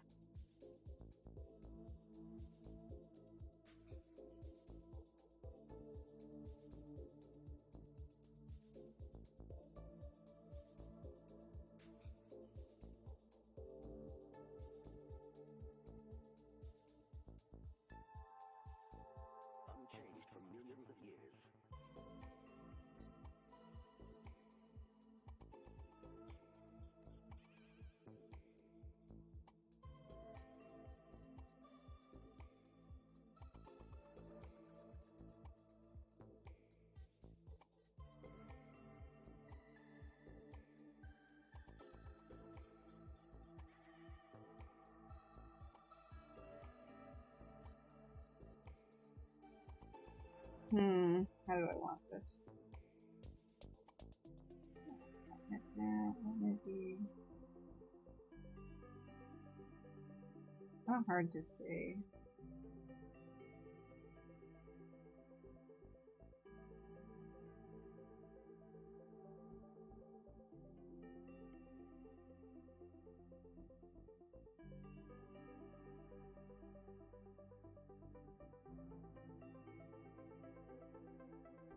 Dynamic off, and get this guy wider.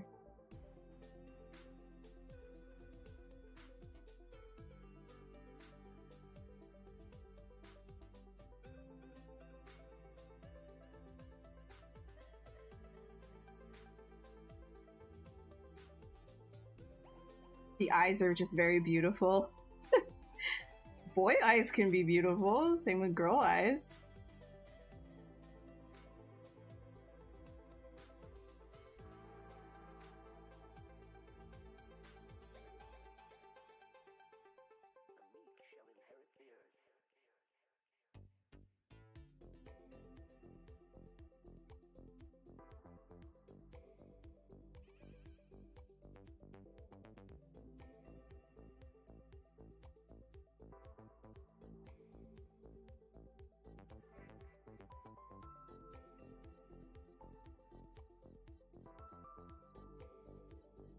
Now let me grab this whole thing up here.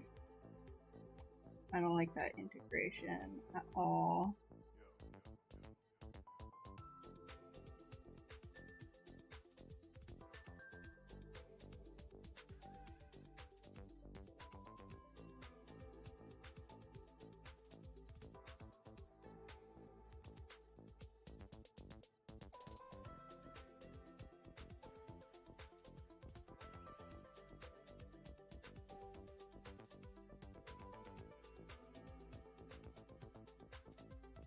Gamer neck.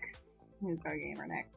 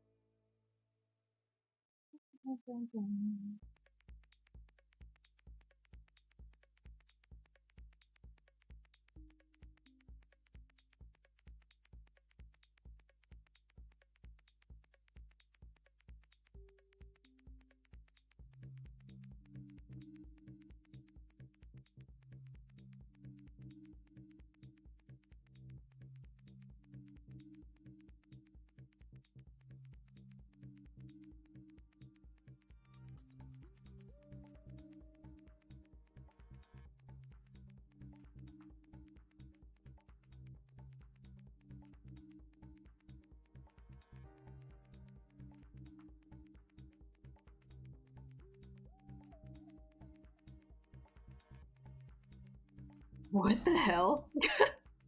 What are you talking about? Okay.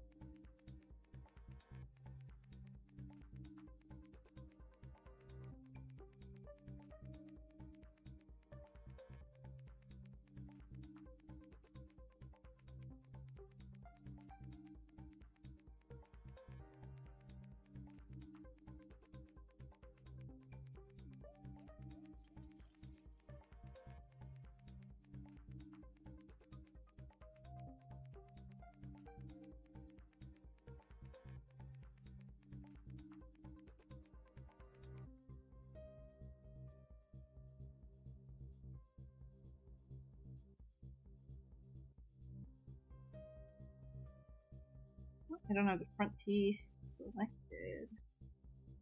What's up, Matthew? How are you? How's it going? Can I ask why I use snake hook and not the classic move brush? Because it kind of goes faster. Like, it doesn't have a limitation on it. Whereas the move brush has a limit. In the snake hook, you can just kind of keep pulling and pushing as much as you'd like.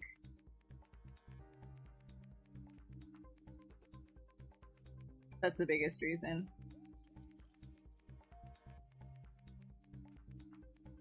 Drive-by visit. Hey, bro. Hi, Zuka. How's the eye? It's all right. You know, I gotta get monthly injections, but it is what it is. Hi, Robson. How are you doing? What's up? What's up?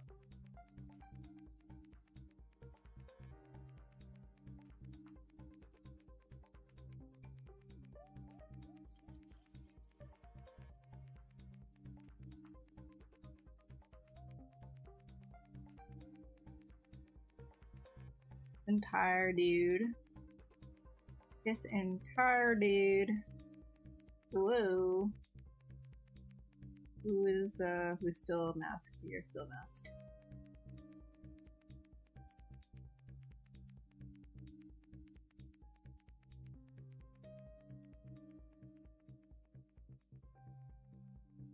Yeah, I don't use Sculptress Pro for blocking. Really just depends on your workflow, honestly.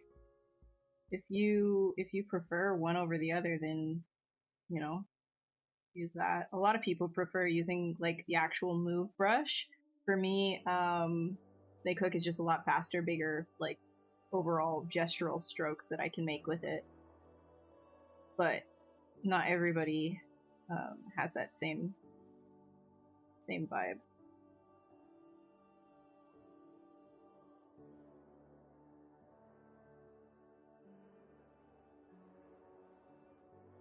Yeah, that's interesting.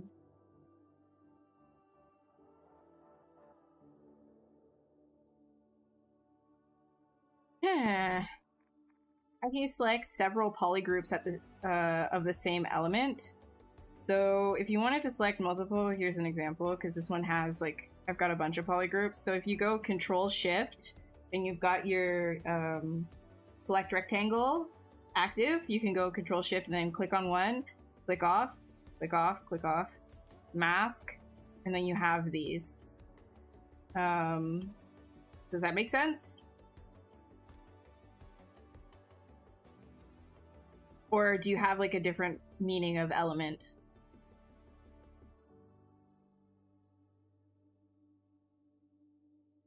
Also, if you grab like a bunch of them and go Control Shift A, it'll grab the rest as well. Or the, what is it? Here, it's down in polygroups. No. Wait, is it down here? No, it's not in polygroups. It is visibility, grow all, Control Shift A, yeah. So if I grab that and then I say, I think yeah, grow to polygroups is Control Shift Q. Sorry, I always get that one mixed up. So if you basically select like areas, like let's say I want to do all these fingers and I want to have just those showing, you just grab the tips of all of them, right? Control Shift Q will extend it to the rest of the polygroups. I don't use that a lot. I usually just use masking, which is why I had to go and look and see what the hotkey was, because I always forget.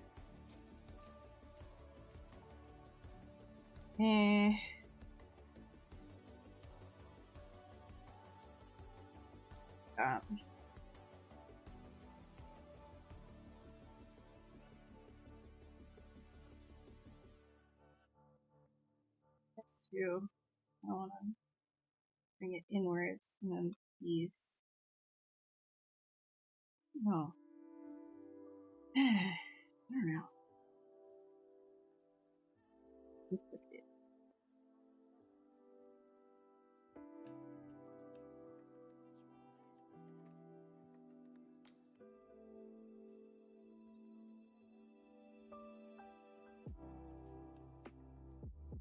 Yeah, maybe I want to just do that.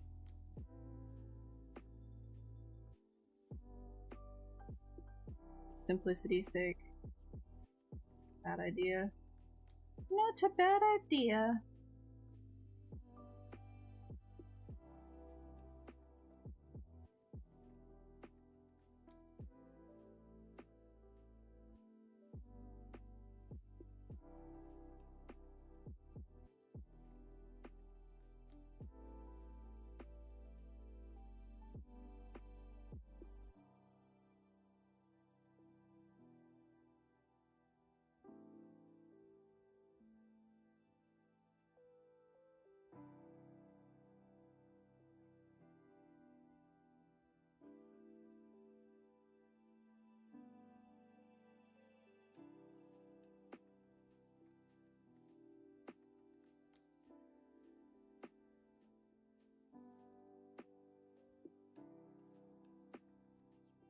a statement piece if I've ever seen one.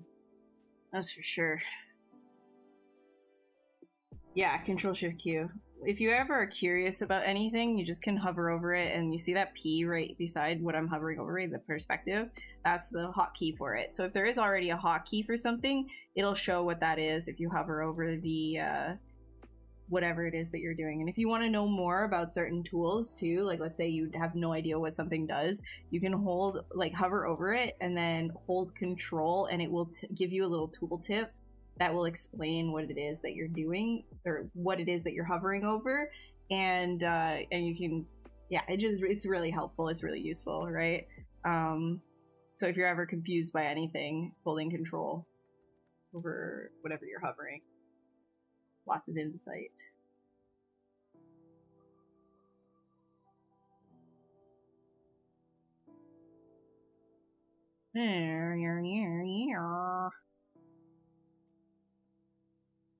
Make this guy like this. I just don't know. Maybe he needs like less just like regular skull and more like spikies.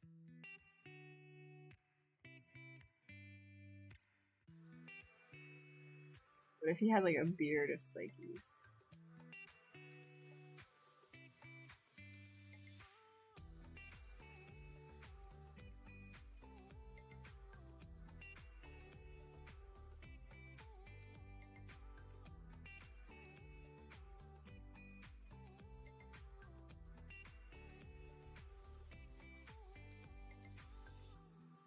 No, sir, that does not look that good. I think also, like, I think his, like, jaw could be chunkier. I don't know. I don't really... I was thinking of going, like, ear slash, like... slash wolf here, but... it's not, not giving me the vibe that I'm liking. Like, I mean, it is, but it also isn't. Come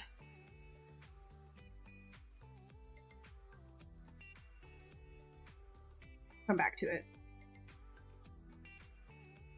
I will put this here, and then I will go and take a quick bathroom break, and I will be back with more sculptatious sculpture. Whatever that means, I don't know. I'm just saying stuff. That's what I do. I just say stuff. Alright. Let me do a BRB, and then I'll be back in like 2 minutes. I just gotta go bathroom. I'm drinking lots of liquid. Okay. Alright, I'll be back in a minute. Okay.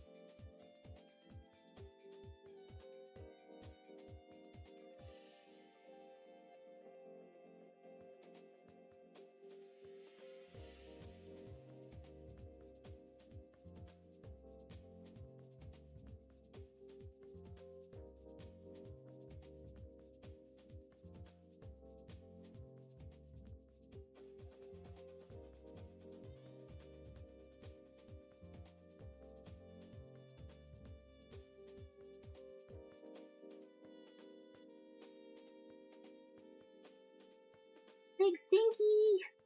My big stinky is here. He's a big stinky.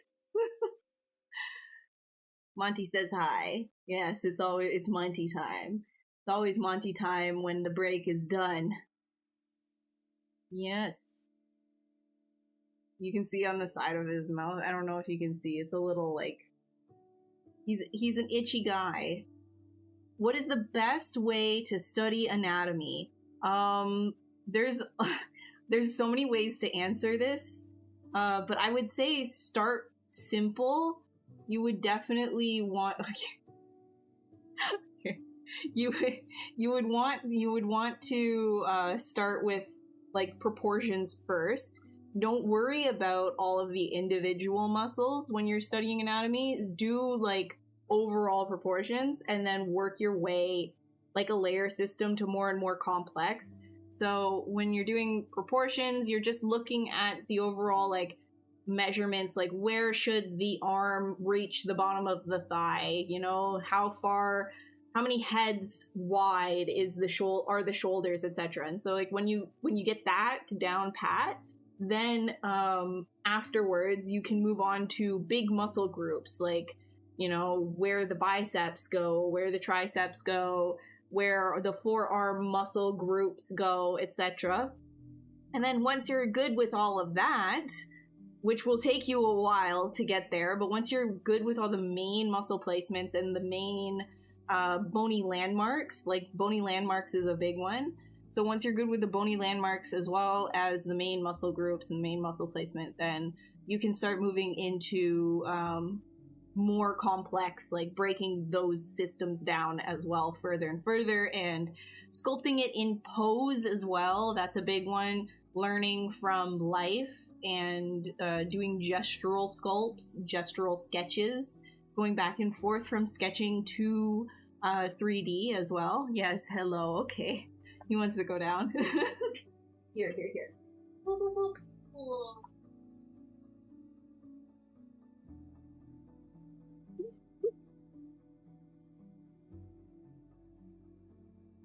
Yeah, he's a little itchy. He's an itchy guy. Hey, good boy.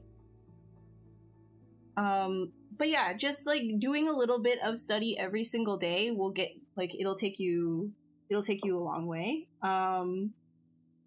There's people out there that are like dedicated to anatomy learning though.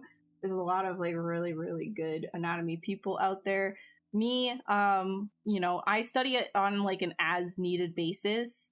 I like doing studies and drills, but I find the best way to have that information stick in my head is like if I theme something more along the lines, like if it's a project that I'm working on, and then I work on anatomy based on that project that I need to do. Because then it just like sticks in my head because I've got like my hands on it, essentially.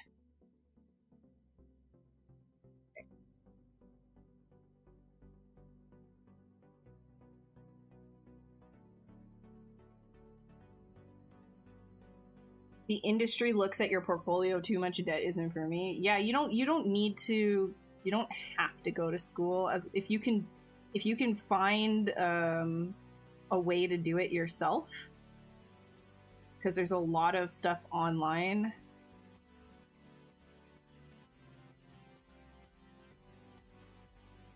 Like there's a lot of like free resources online to help you out. So this dude is just bugging me though.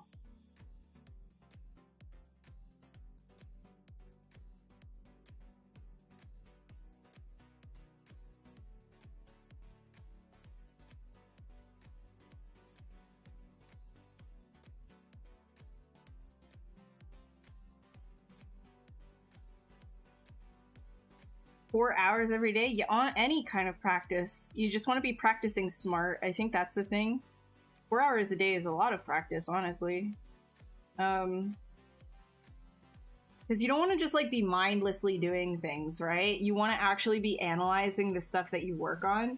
So if you're working on anatomy, you want to try to build on that appropriately. You want to try to study that in an intelligent way rather than just like copying pictures. You want to ask yourself why and how, you know, and once you ask those questions and you start to understand your subject matter more, you'll make it better and better and better.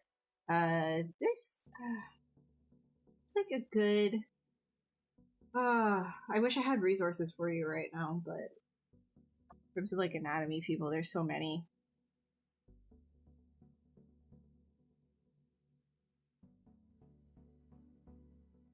Yeah, the number of hours we put into gaming. Oh my god. True. Okay, so I'm wondering actually if I can just... I think I'm gonna attach these together. This is gonna make it a lot better. Legs and the torso, they're not attached. For me, it can be very difficult to work this area out.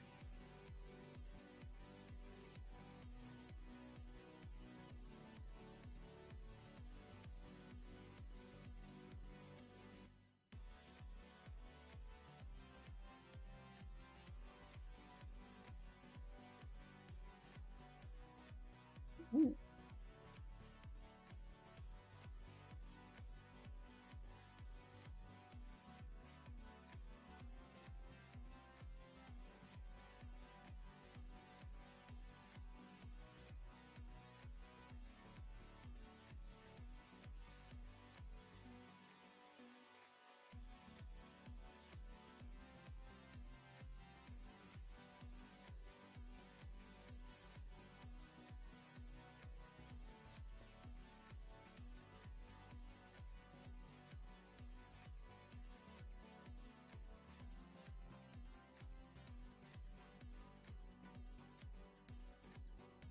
He's got a badunkadunk.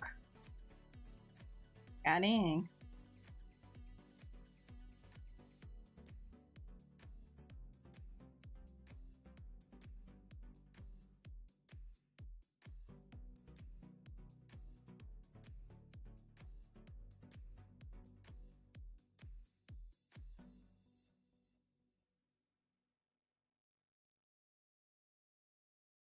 They sculpt in the pubic bone here.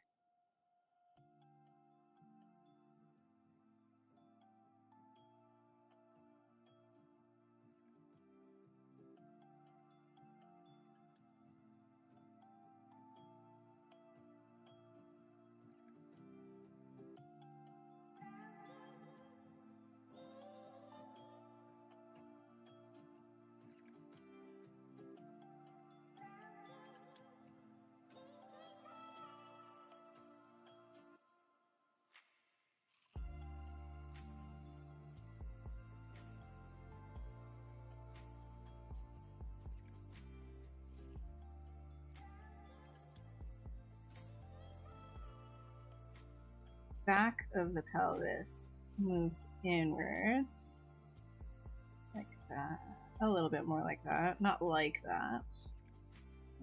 Butt split up, this back split down.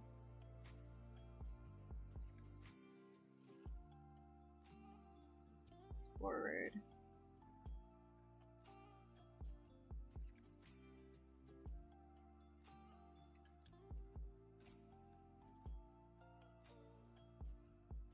And all of these muscles can follow suit with the rib cage. You can pull this. I don't want to like just resculpt this area right here. Or like here. Just like really pull it in. Real sucked in.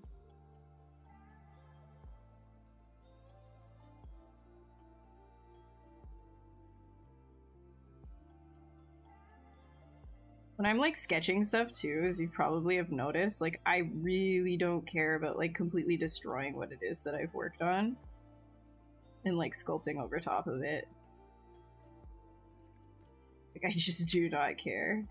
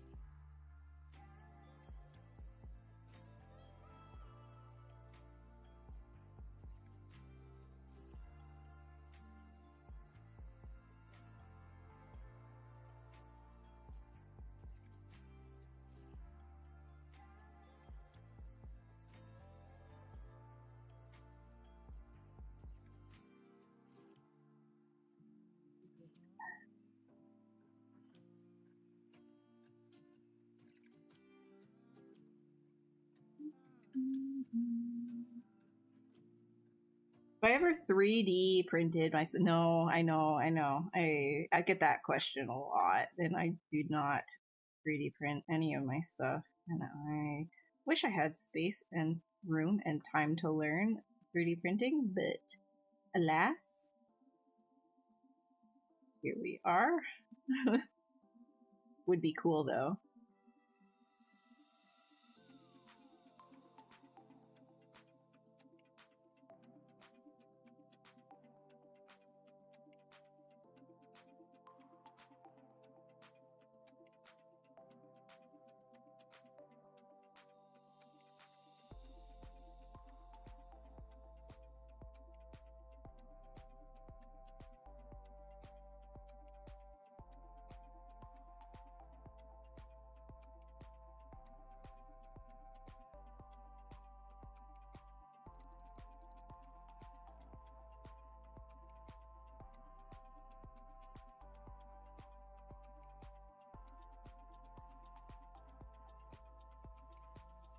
This is feeling a lot better in this area.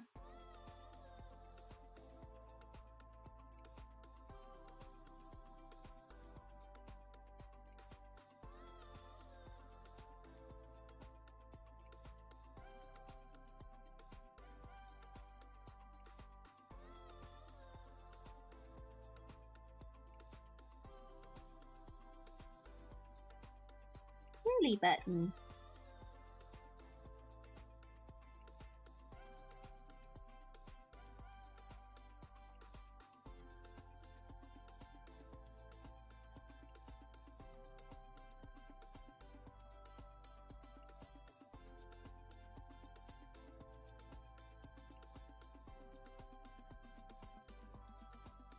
So the sternum, we want the sternum. We want to make sure is nice and flat, and then the pecs can be on top of that. Whoosh, whoosh.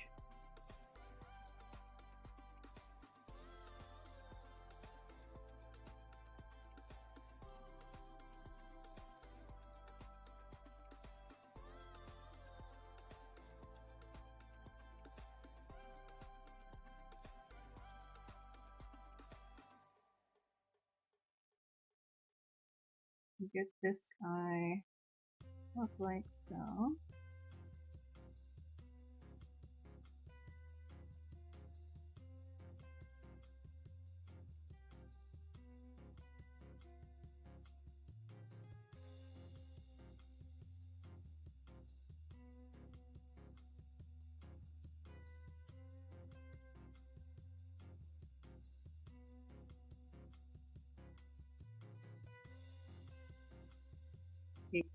More.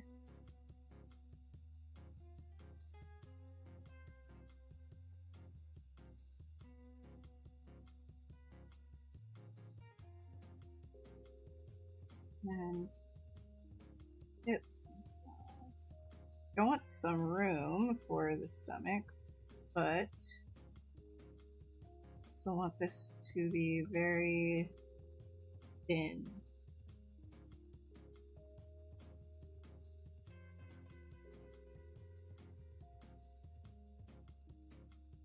Big bone.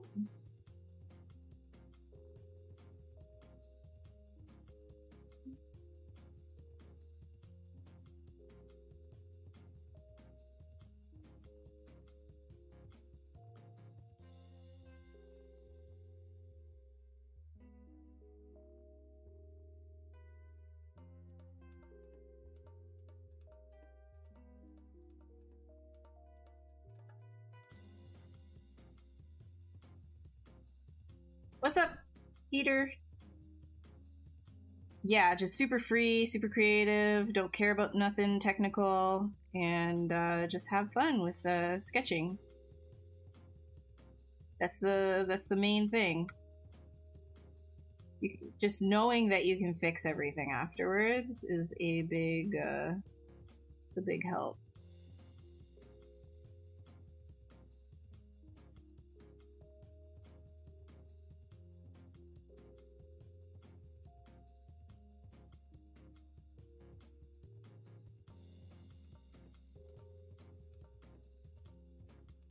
A lot of people don't enjoy this method though,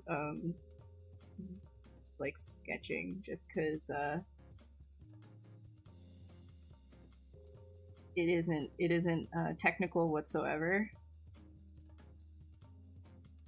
But the main thing that I have to stress about all of this is that this is not this is not something you would do for like an end production model, for example.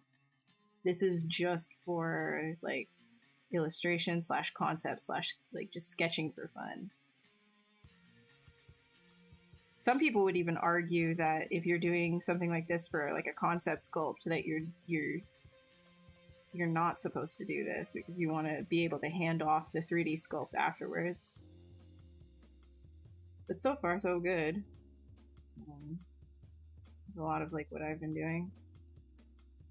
I guess it really just depends on like who you're working with too.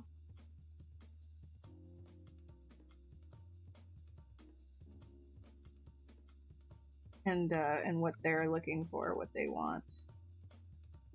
That's always going to be like the main thing.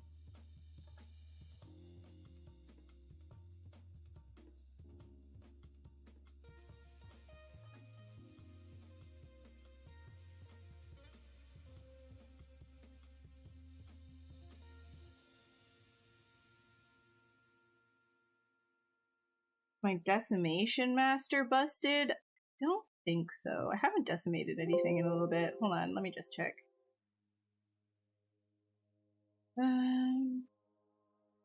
Decimation. Process current. Seems to be working.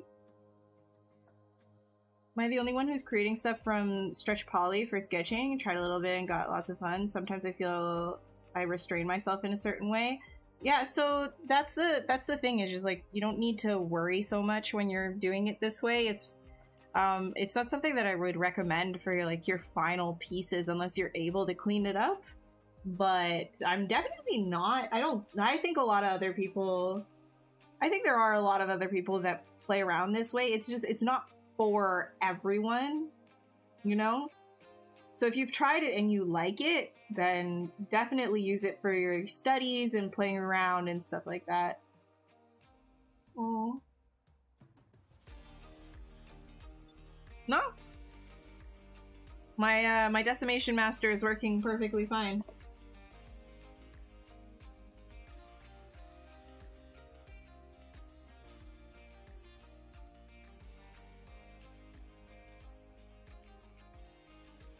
You may need, so if you're having like issues with any of your plugins, you may need to reinstall ZBrush or just specifically those plugins. I'd recommend a fresh install if you're having like issues.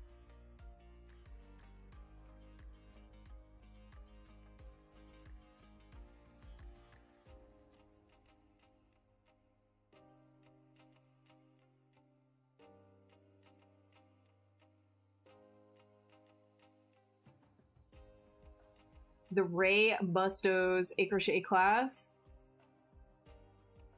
And then the Bridgman's book cover to cover, learned a lot. Yeah, so the Bridgman's book I would not ever recommend to somebody like when they're first learning anatomy. It's definitely something that you use, like you have to understand what it is that you're looking at before you can really learn from Bridgman books.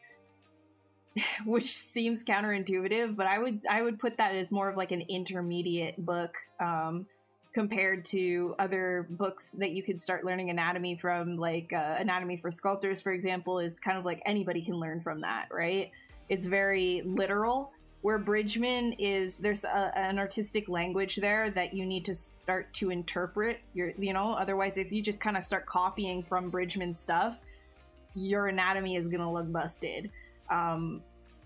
But he has certain ways of thinking that are very, very valuable to the way that you can apply that to your own work. It just, you need to think differently though. Yeah, sometimes the fresh install is all you got, like that's all you can do. Sorry. Usually happens with plugins. If you're having problems with plugins, it's like a fresh install is what you're gonna need to set yourself up with.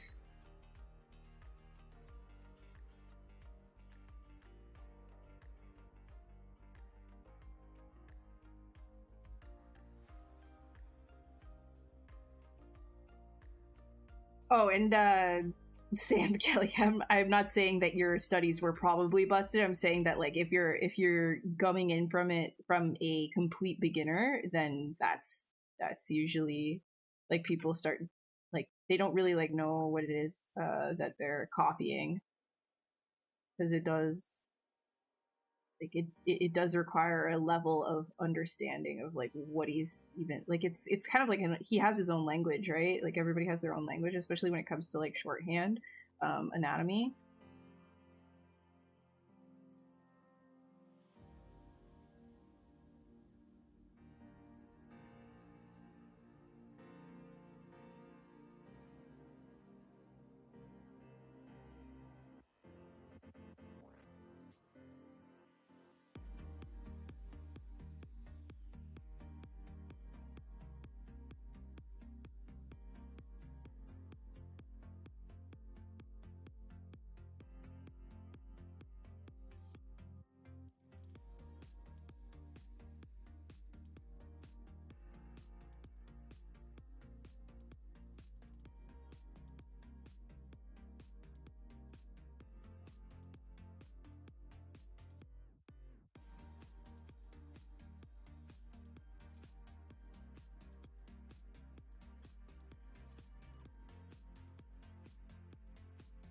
Yeah, it's really cool what he does. It is. I particularly like his torsos. What he does with his torsos, there's something like so like I don't know how like physical tangible about it, you know, like you can just like you can feel it's the roundness of his torsos that I really particularly like that with Bridgman stuff, but I just don't recommend it for beginners at all.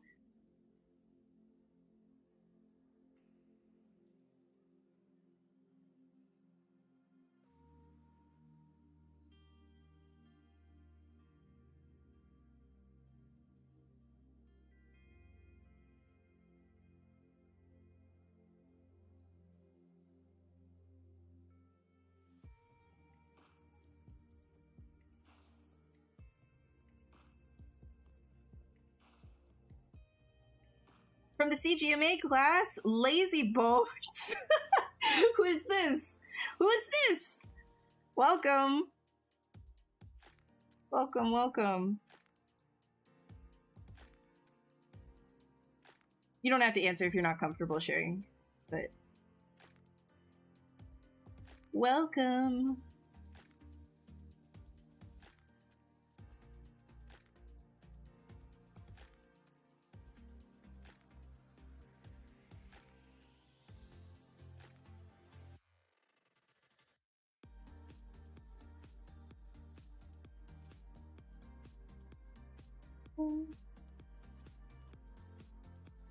Yeah, if anybody is wondering, I am not teaching for the summer course, but the CGMA courses are still running if you are interested and you didn't get to jump in for the spring term with me. I know I'm not doing not mentoring, but there's another instructor that is super talented, and of course there's always Michael Pavlovich. You want to learn from Michael Pavlovich as well.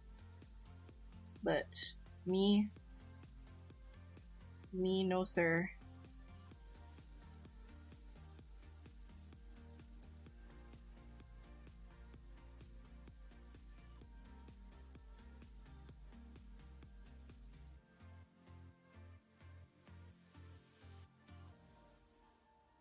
Like,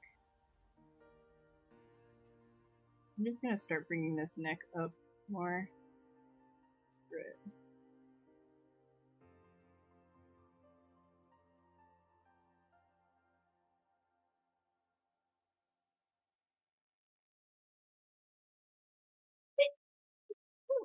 Excuse me. Rob! Okay, it's Rob. What's up? What's up, Rob? Welcome, welcome. How's your Slender Man going? Still working on him?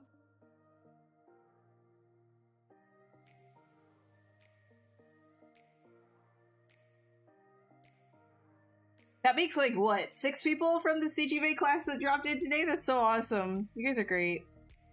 You guys did so good.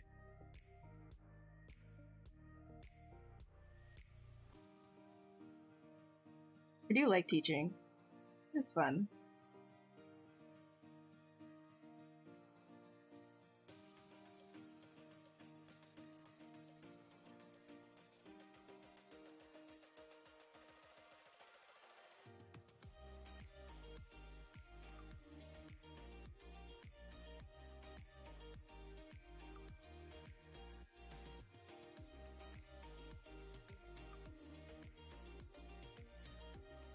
I'm gonna set a dedicated night. Yes, do it, do it, do it. You still have all those videos too, so you'll be good to go.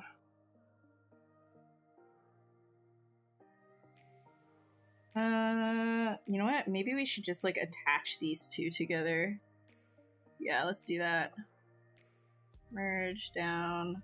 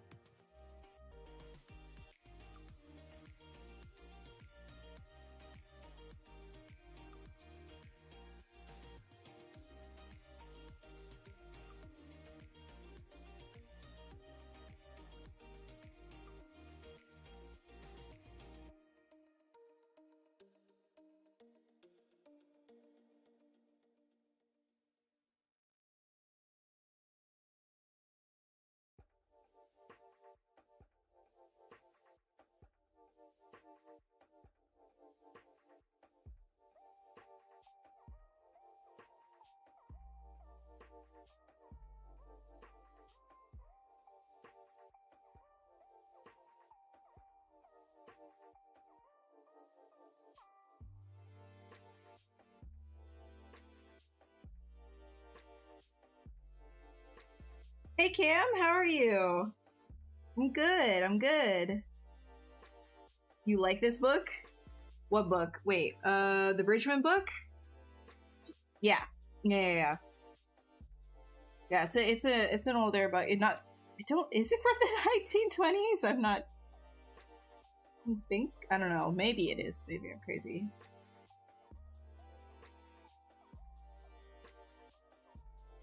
We went to Bridgman as a beginner, and then you realize you had to learn, and yeah. Yeah. 1920. Wow, yeah, it's an old book. I didn't even realize, because they're still teaching Bridgman in school today. It's just overall really good, but if you don't know like the basics of anatomy, you're gonna have a hard time with Bridgman.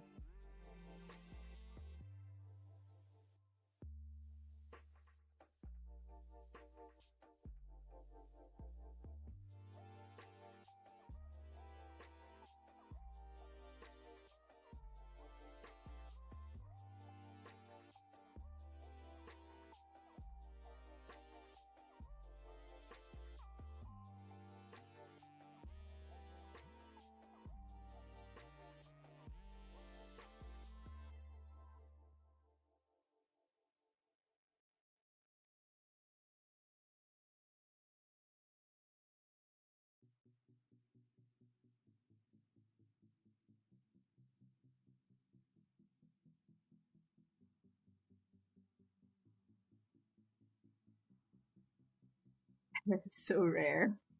So very rare.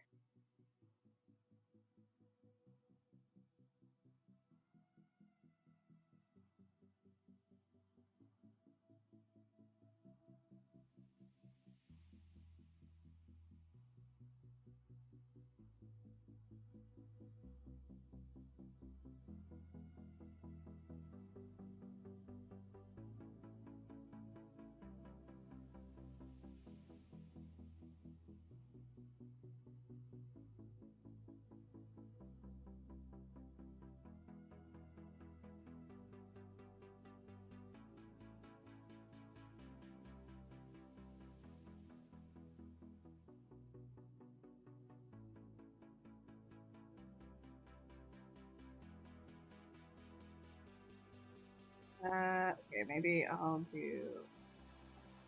This will make more sense if I push this up. This one.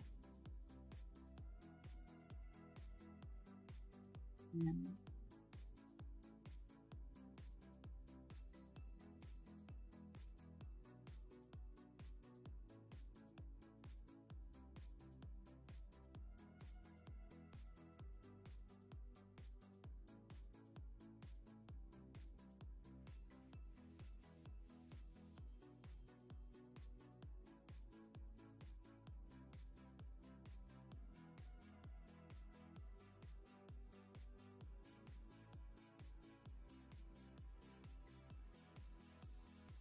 the thumbnail view without the background, so just make it black. In thumbnail here, the background, just turn this to black and then it'll be transparent.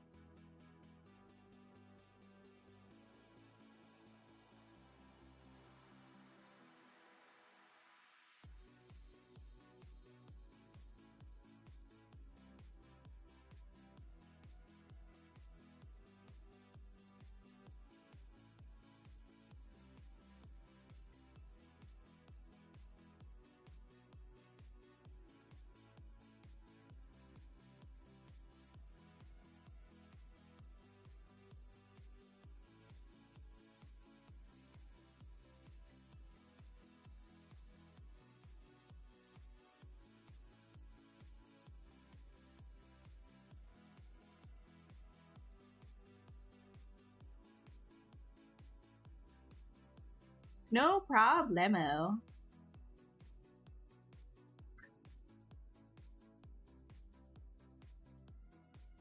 What the hell, Dallas? What the hell? Okay. Hi. How are you doing? Welcome, welcome.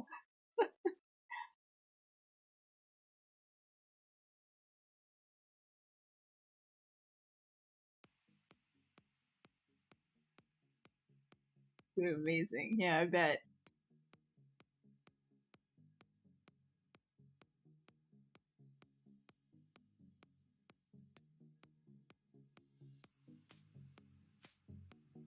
Okay, well, we're not going to be talking about that kind of stuff on this channel, okay? I'm happy for you, though. I'm happy for you.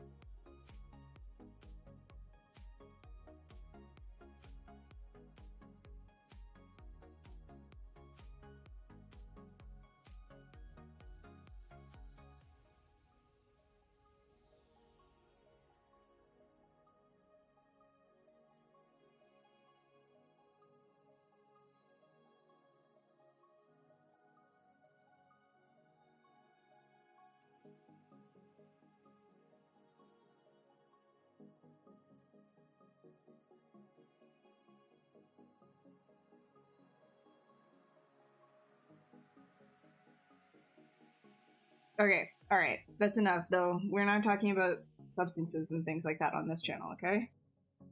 We're not doing that.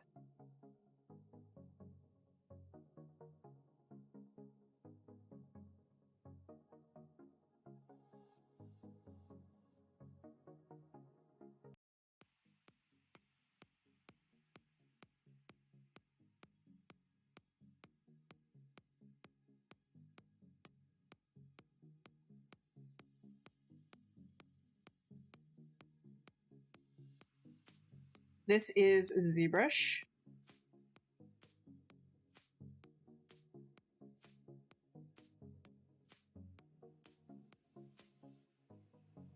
Yeah, I mean, he can go for it. He can go for it. I don't want to talk about it.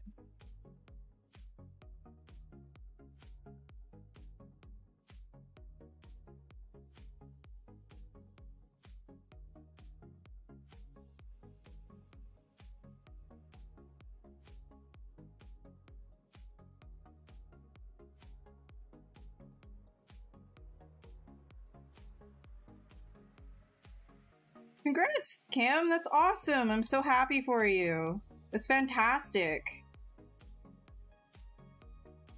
I hope that goes well.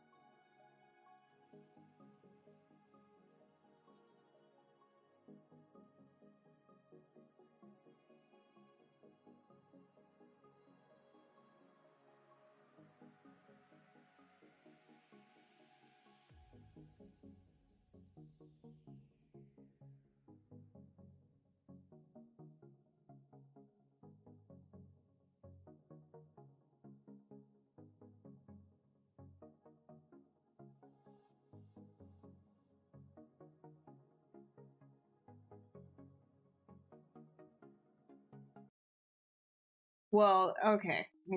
You're very sensitive about this, Dallas. I'm just saying that, like, not everybody wants to be talking about using substances to do art. I know that there's a lot of people who do, but here, specifically, this is not my own channel, so I don't want to be talking about that kind of stuff on something that is not my own channel, and it is a more of a for everyone type deal. You're free to do whatever you want to do, but just, you know, when it comes to different topics on a more of like a company owned channel, I don't want to be doing that.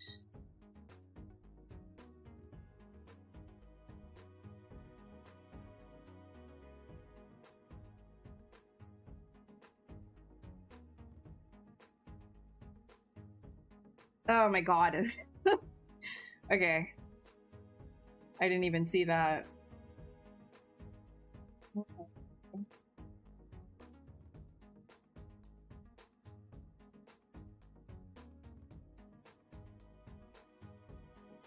Make that money though. Whatever it is that you end up doing, you make that money. No shame. I know a lot of people who have done that. Honestly, okay, you know how there's like, so yeah, I have to relax. You know what? I'm not even gonna go down that route. Whatever. It's whatever. We're sculpting a demon. Guys, we're sculpting a demon.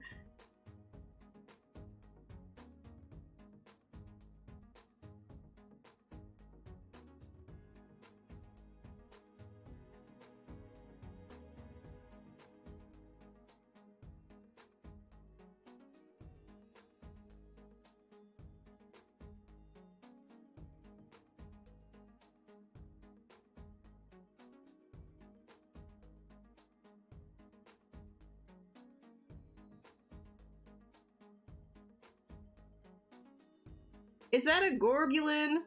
What's up, Gorbulin?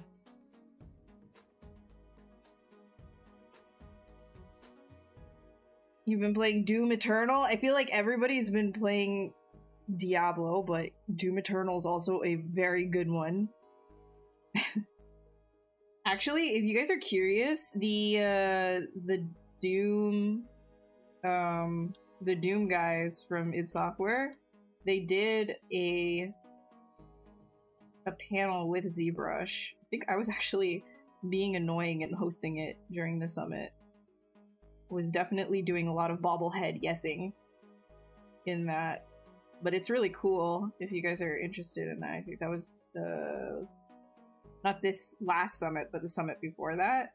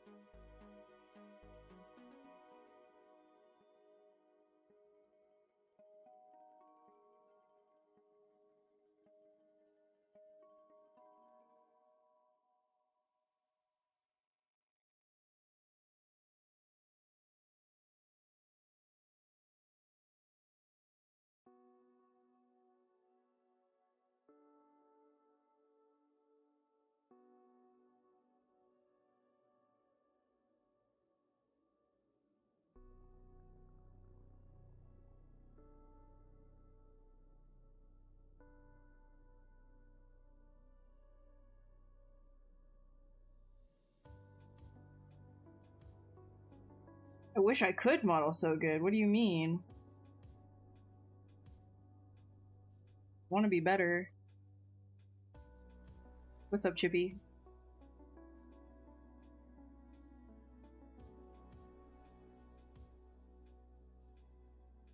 Did I learn rigging of all types? What about principle or particle physical systems and also retop? You like those three things as a job you can do and not get frustrated. So if you like more of like particle physics and stuff like that, that's like, you can get into like tech art or VFX art. Yeah, you can focus on that. And, you know, there's jobs specifically for that kind of stuff.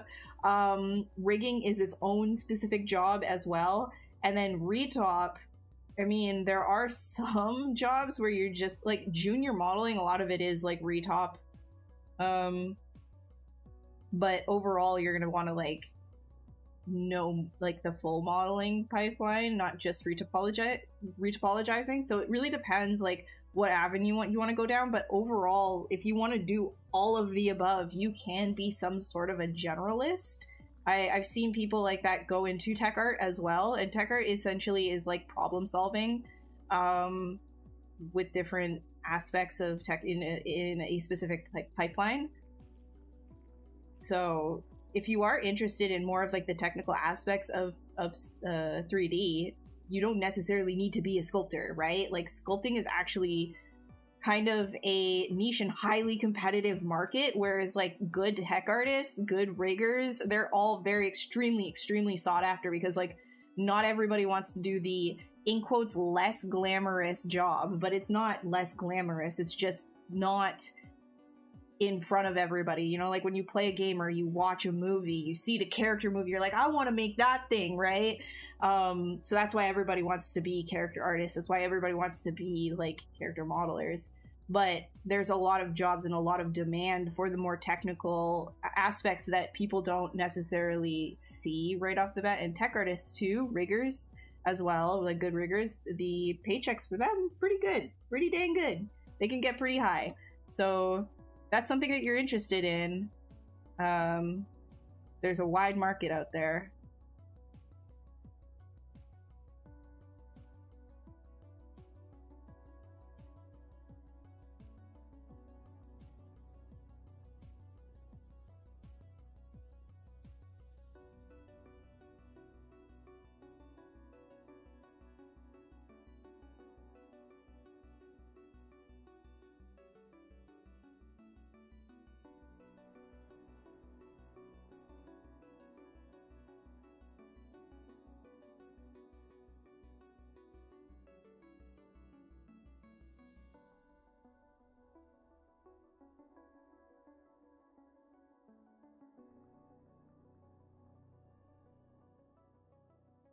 Hey Raul, what's up? How you doing?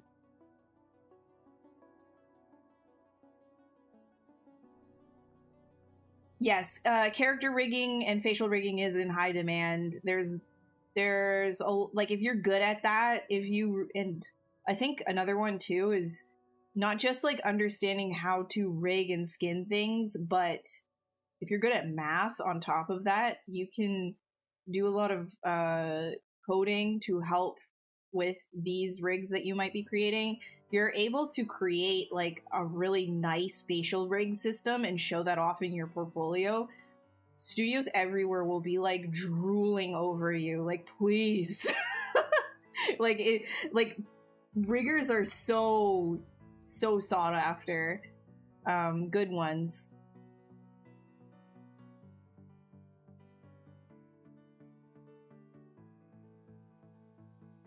Yeah, the id Software guys are like really talented.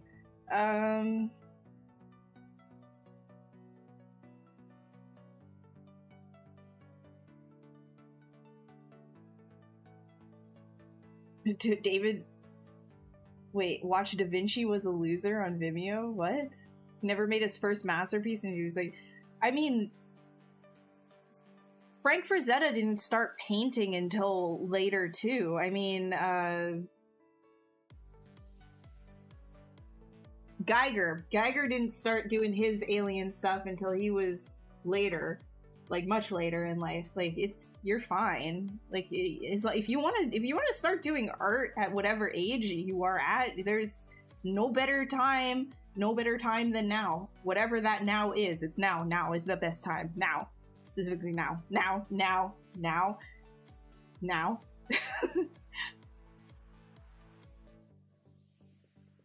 What's that Undertale thing? It fills you with the Undertale thing? It fills you with the... What are you talking about? Undertale thing? What Undertale thing?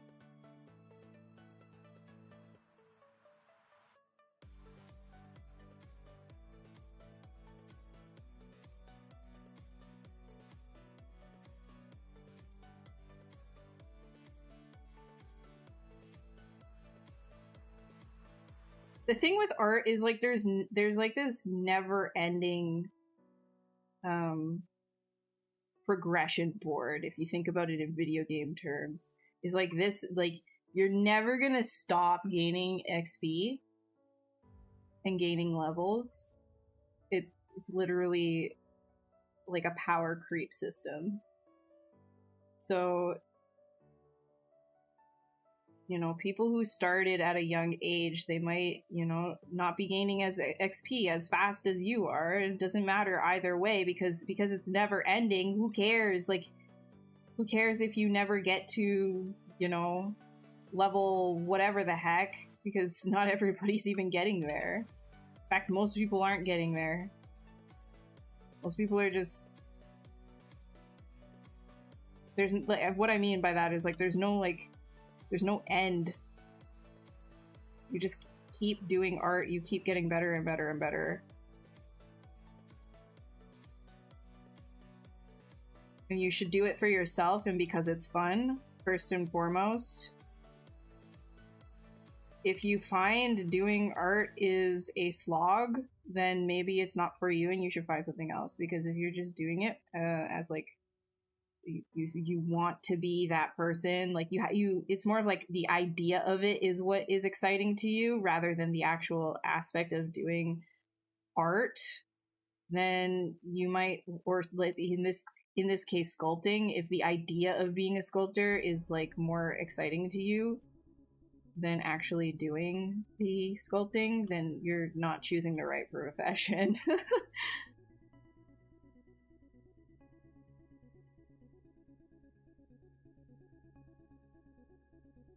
Because you have to do a lot of sculpting to get better and better and better and better.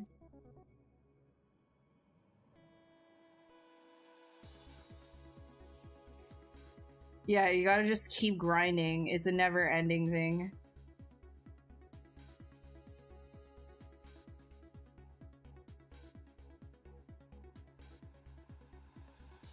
But if you like that grind... then boy howdy do I have the game for you. Called art.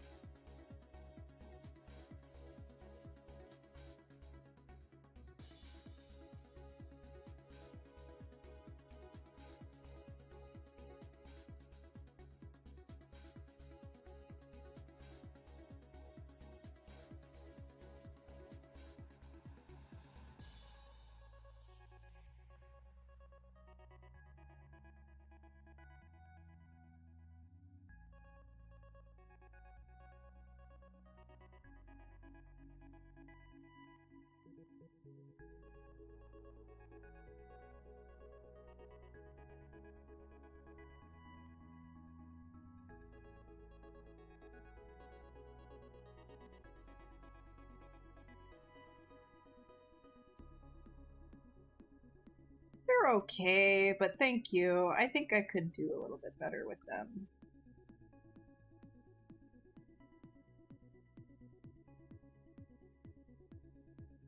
Thank you. Glad you like them.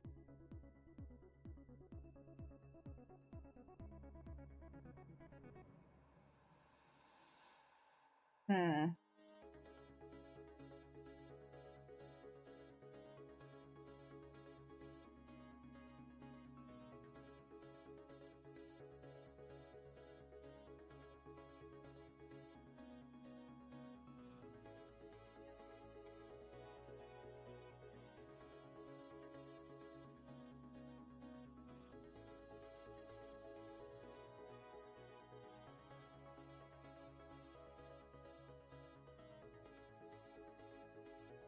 Oh yes, we do like skin flaps in here.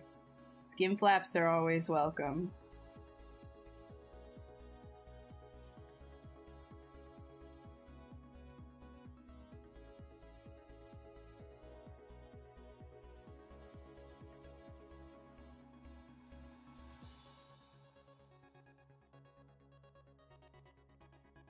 Love a good skin flap over here.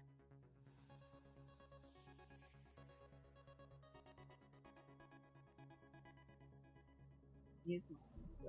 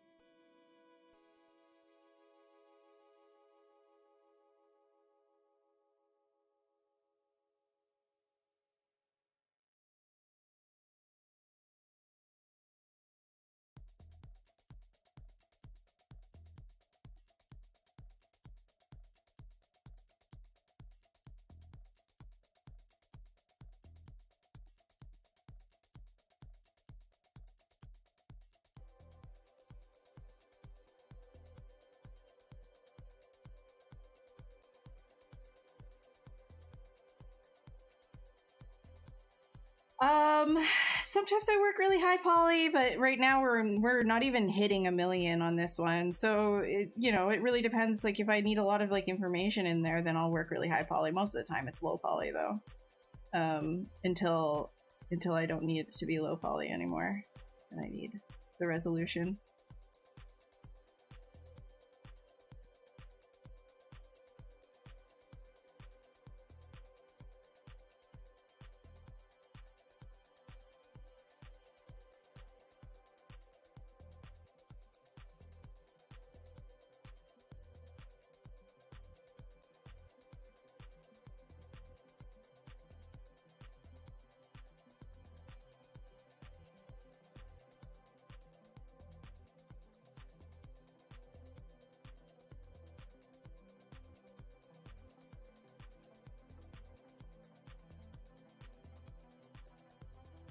Yeah, grinding is fun. Do enjoy grind. But always watch to make sure that you're not burning yourself out. Won't you be burning yourself out? Gotta take your breaks.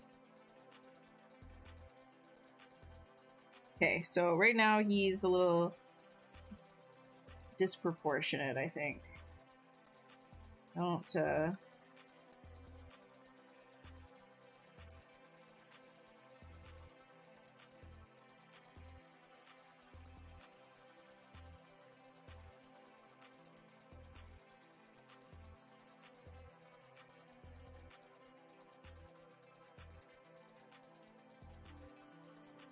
going to send this over. Actually, just do a quick save. Pro sculptures to become very bad sculpt in some... Wait, is it normal for pro sculptures to be sometime very bad in some models? I mean, everybody does bad work occasionally, right? Like that's just, you know, with a ton of my sketches, like I'll go through hundreds of garbage things sometimes. Like I'll throw away a lot of sketches before I get to something that's actually good and usable. Sometimes you just aren't feeling it as well. Like that's a totally normal thing, and you're gonna, you know, you're just gonna go through periods of like, this is just not good. And that is normal.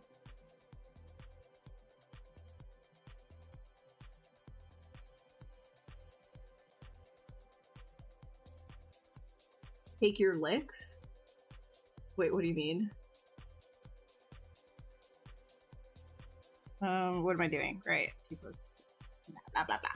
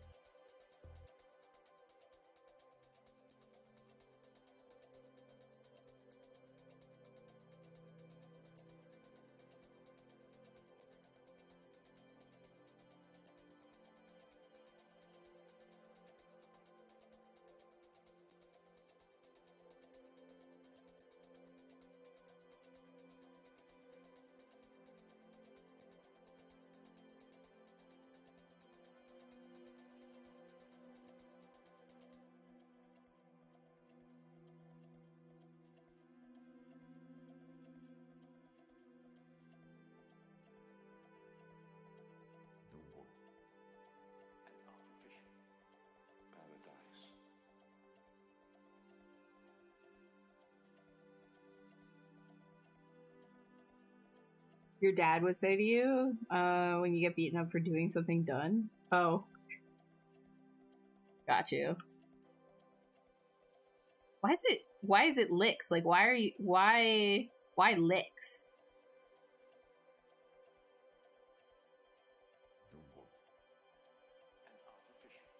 Sorry, I'm asking a stupid question.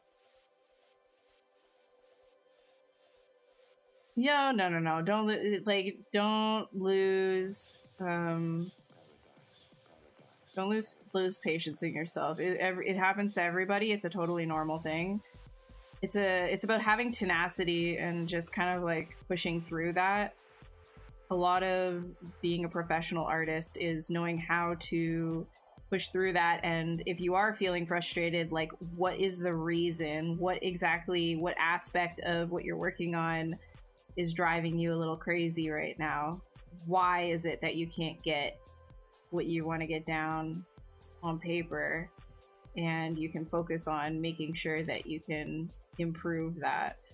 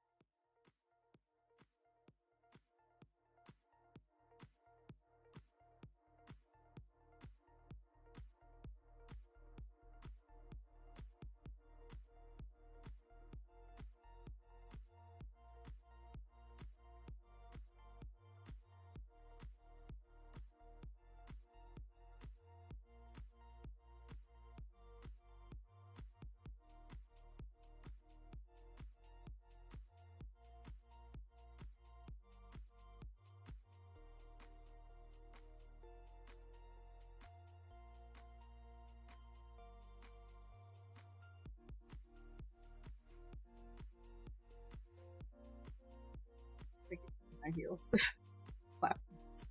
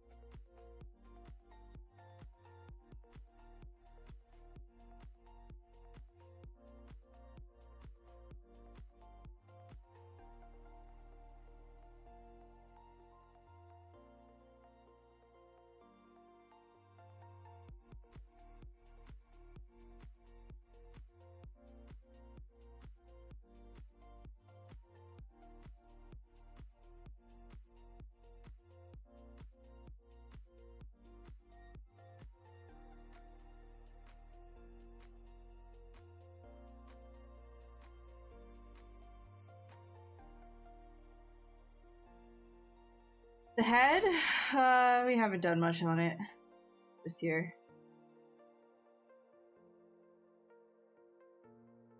Not much.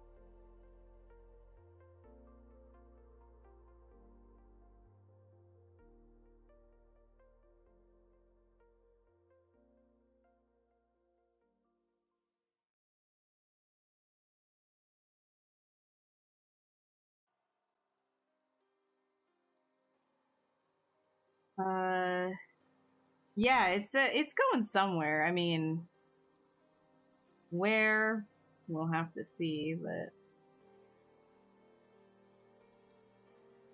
it's traveling.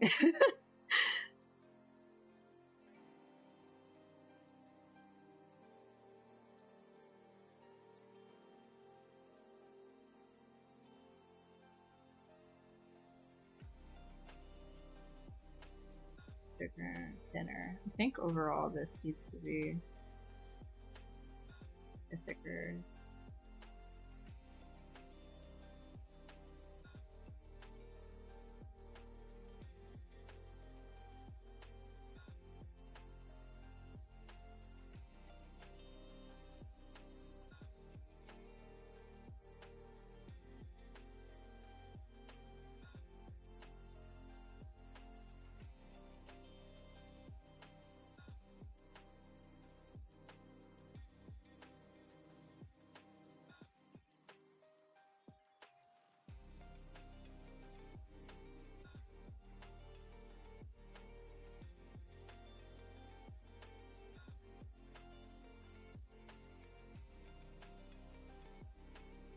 Let's replace the spheres after. I don't really care.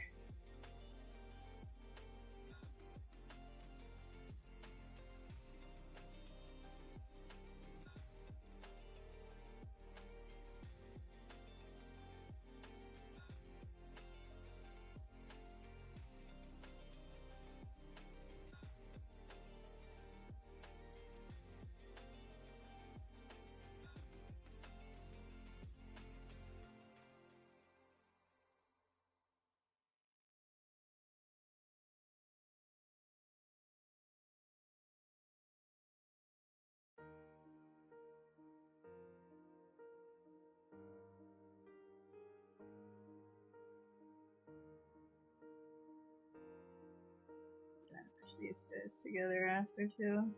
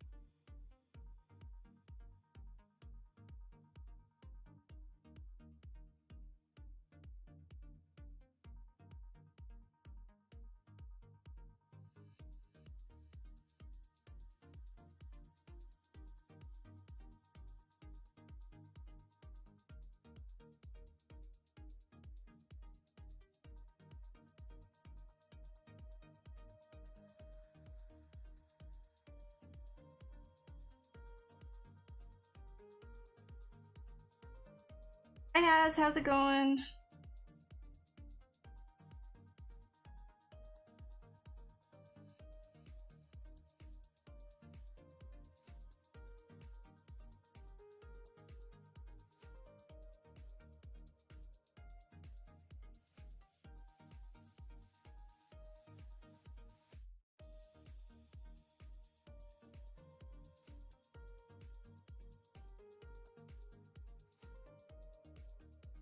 I really don't like how this is like folding in together.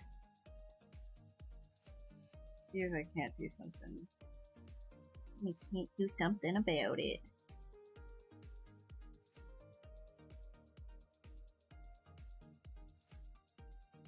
Either it's thin or it's not.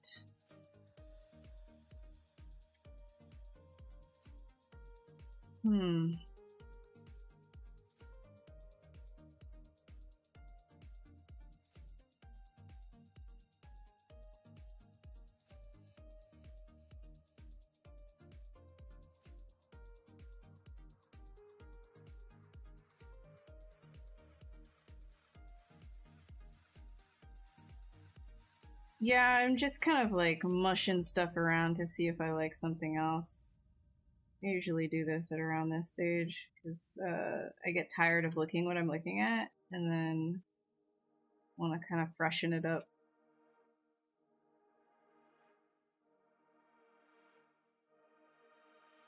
Not a fan of the front here. I think like I could probably bring this down more. And then the actual head, like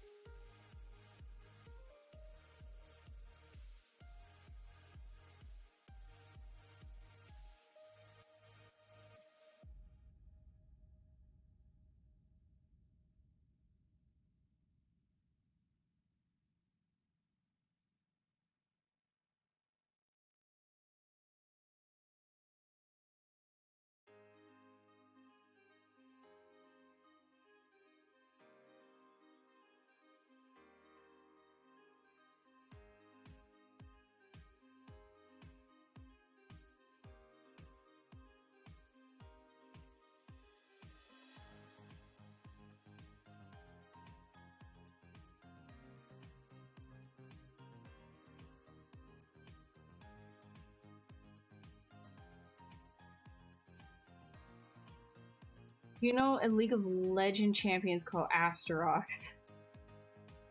No. I know of the, I think I've heard of Asterox before, but I don't really, pay attention to League of Legends.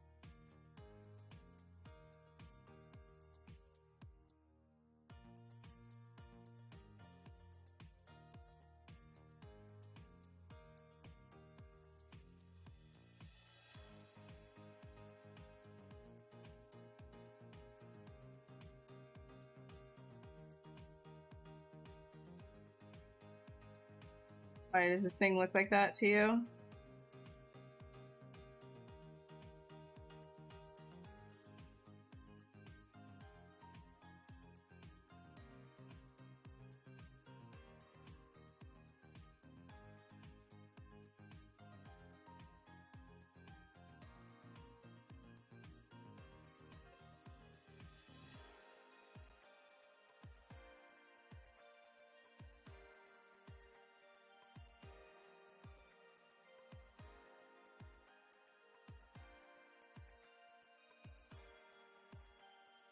It's like eyes probably need to be like a little bit more. How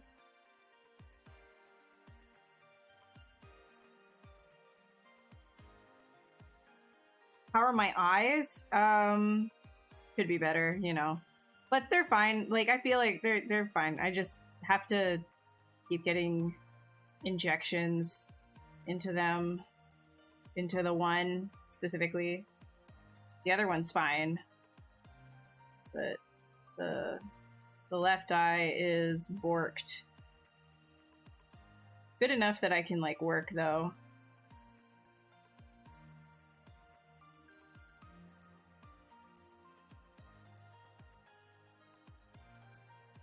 I think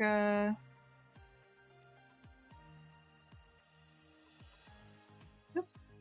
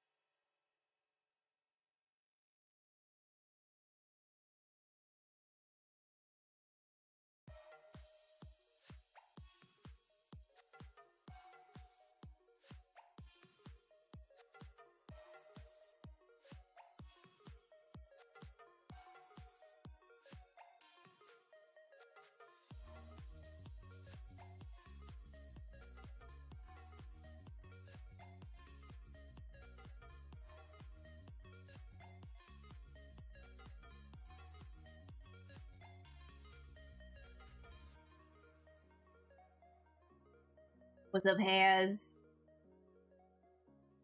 My hair is actually so dirty right now.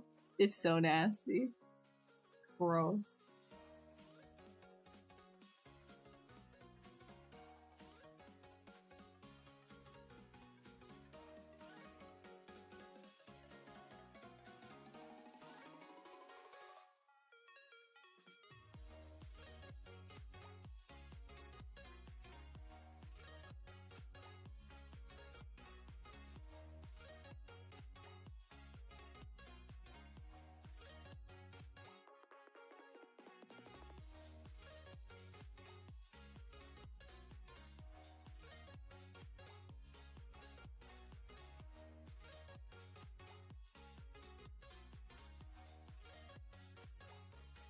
Use those eyes afterwards.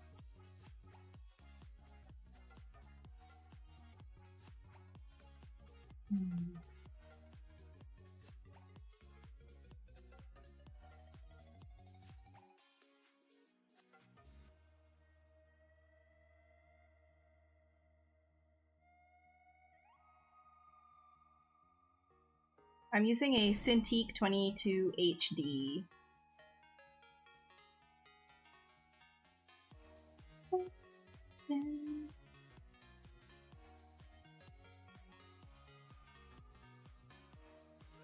Yeah, I don't know. I'm not digging this up here. I'm gonna change it. I think even, I don't know. I think I might make his eyes like more to the side. That makes it. You know what? I'm gonna try it right now. I'm not gonna make it as like forward facing.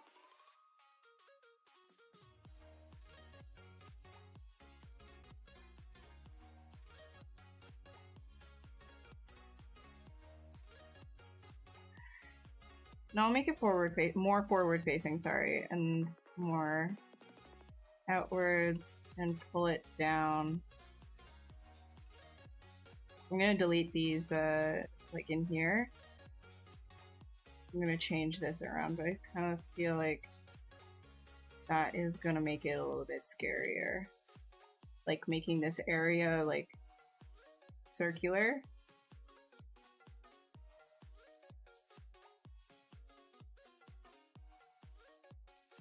Yeah.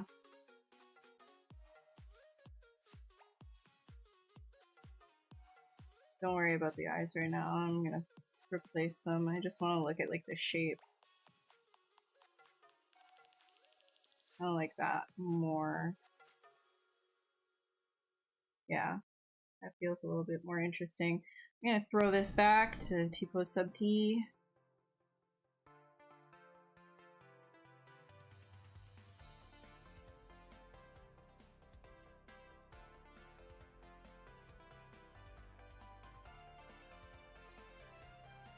So, unfortunately, most of my work is NDA and always will be NDA because I work with a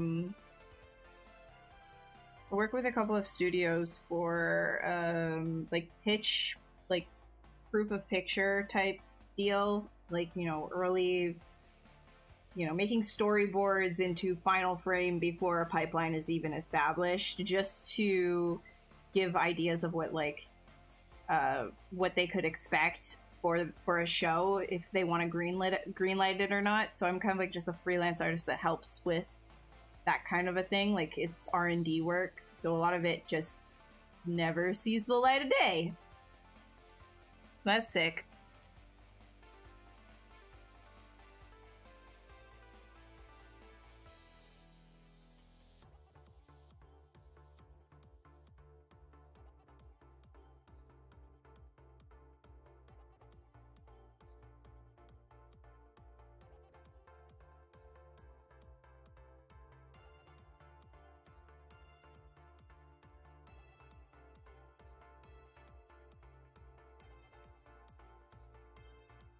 No, I don't do storyboarding. It's like basically you're creating a how do I explain this? It's like concept art, right? But you're making like you know, I'm also like an illustrator to an extent. I'm trying to like, you know, show off what would a final image.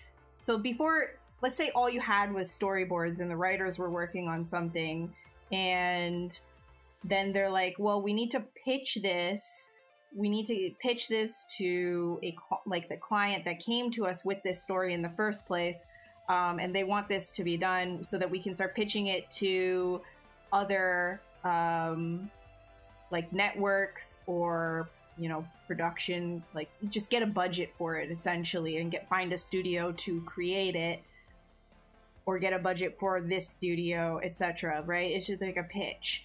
So to get like funding for something, you know, you need a pitch package, and so that comes with like a bunch of boards that you would go through, like, I don't know, like a pitch episode or a pilot episode. You'd have like a character matrix, and you'd have like lineups of characters and stuff. So a lot of what I do is just like character lineups, what that would look like, you know, if it were in the show finalized, you know, even though it's still early development and things can change and you get notes and stuff. And I also do things like, you know, finalizing storyboards, like of taking a storyboard and then creating like a full 3D lit scene, you know, paint over it if I need to, etc., to make it look like it would be that final image so that they can pitch it as like, this is what we want the show to look like. This, like, you know, think about the characters in these situations looking like this. That's sort of what that is. So I do a lot of that. It's biz dev work, but for pitch packages. I really enjoy it personally because we get to explore a lot of stuff, and I get to be pretty rough and quick in a lot of areas. The deadlines are extremely tight all the time, but it is very fun in terms of work. I haven't done like a full modeling, like a 3D character modeling gig, like where I'm like doing the full thing for a little while now. It's all been like concept and illustration.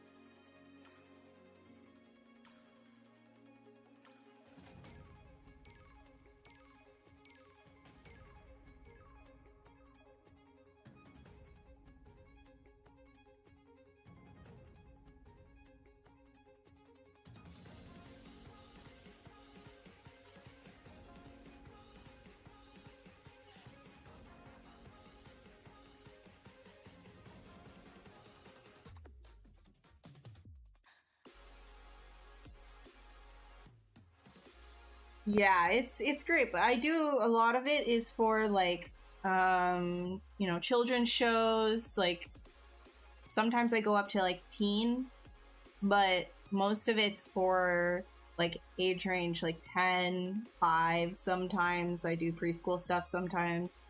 So it can range from like super simplistic to moderately. Like I did some stuff for Magic the Gathering, which I don't know when that's gonna release. It was announced, so I can say that. Yeah, Barbie was like the first thing I've ever done, but that wasn't concept. That I was on like as a character artist, right?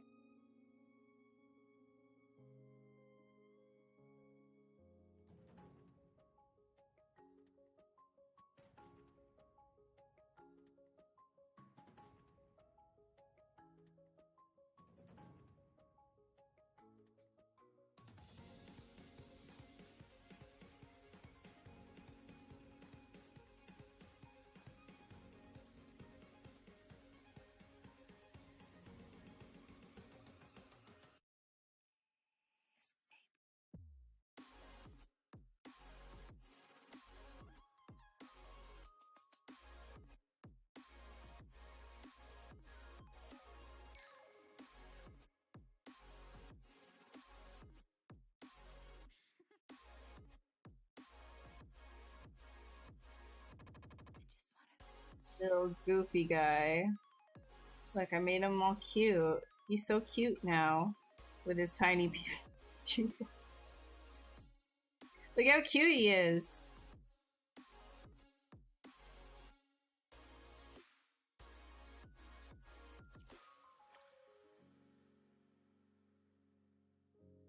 He's so cute.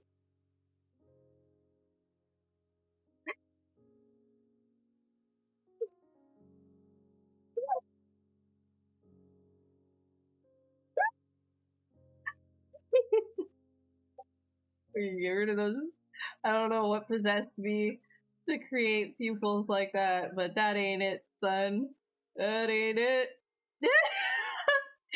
He's so cute. Okay, let's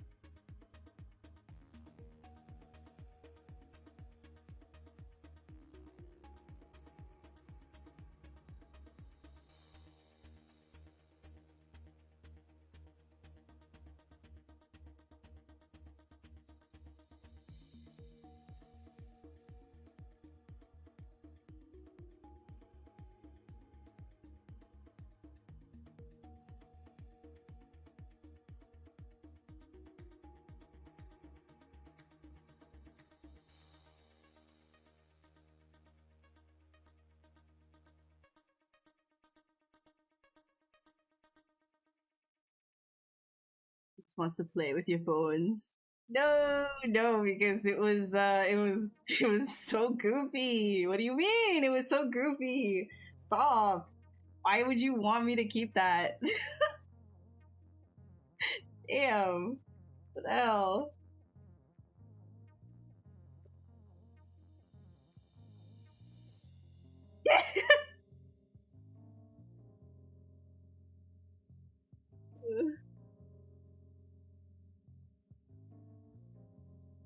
Any kind of a pupil that I put on this looks goofy as hell.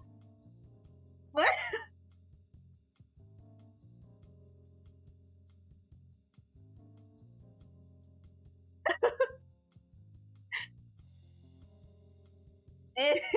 Everything looks stupid. Hey Zach, what's up?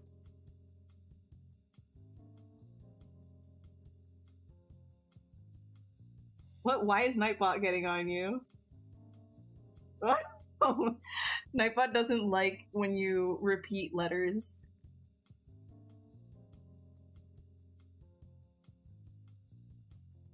You always have huge gaps in your portfolio. Yeah, I don't even bother putting professional work in my portfolio. Only my personal stuff. Like, I really don't want to bother anymore.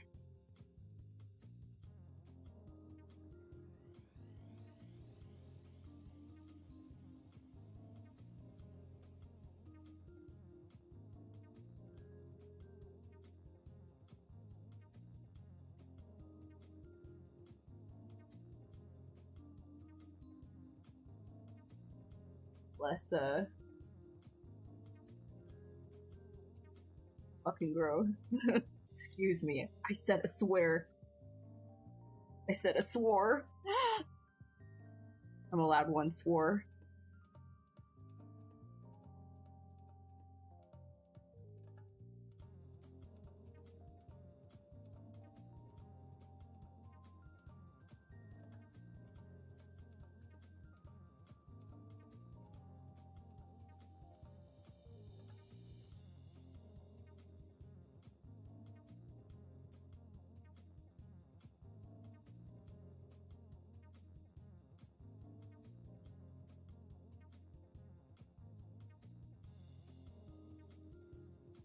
Yeah, you can retop in ZBrush.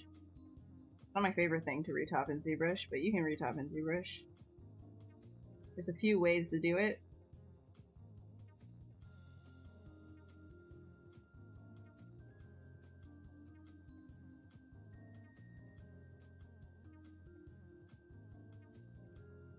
ZSphere can help you do re-topology, and there's also in ZModeler you have a re-topologize ability now as well. What's up, Mehmet? How you doing? Considering your job, how much pro work do you put in your portfolio? Literally none. None.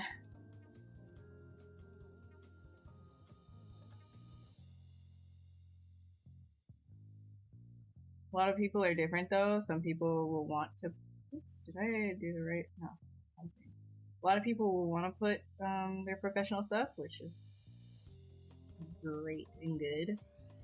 But I don't have a lot of stuff that's cleared for use.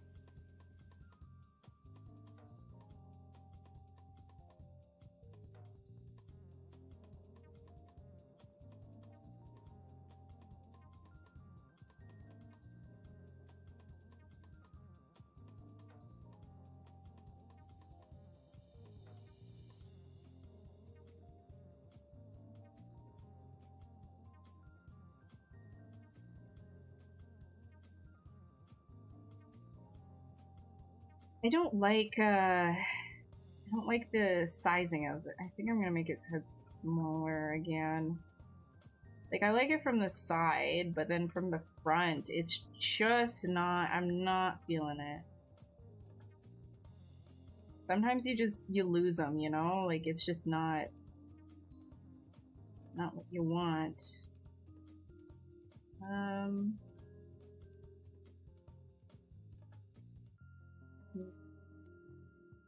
If I were...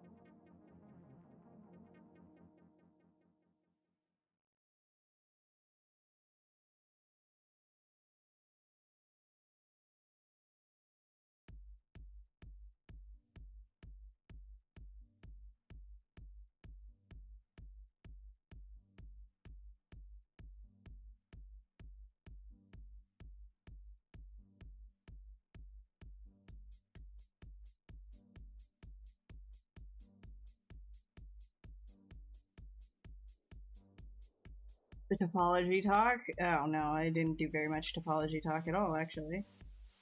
Oh, his legs are so incomplete. Why?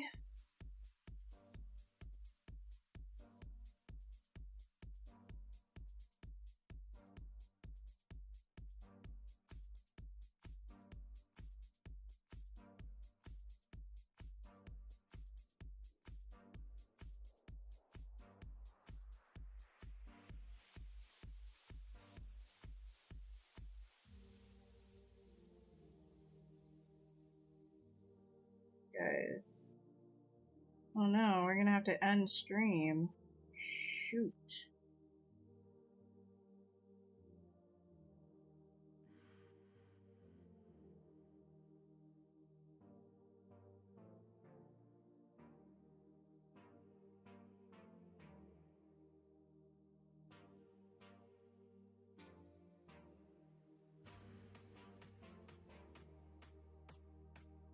Didn't even get to like properly integrate these arms. Gosh dang.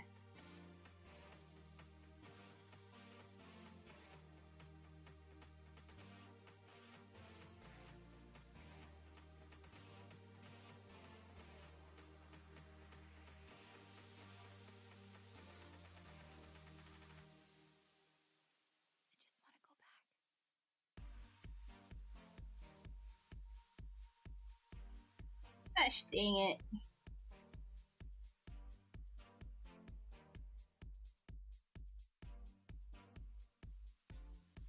Oh, could be better. But, you know. Is what it is.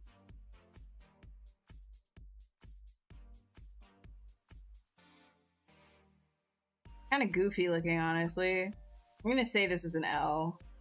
This is kind of an L sculpt. I'd have to like get in there and like really fix a lot of the proportions.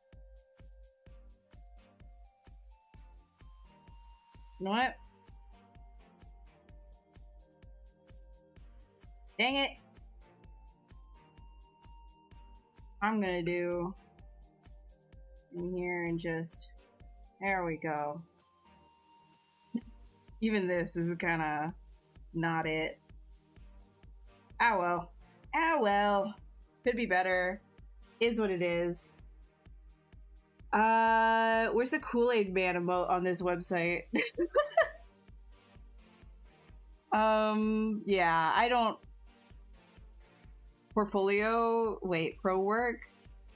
Yeah, I know. Like, lots of children's show characters. Like, my personal, like, monsters, creatures, whatever, what have you. And then all of a sudden it'll get dumped, like a... you know, something more... like, related to, like, 5-year-olds.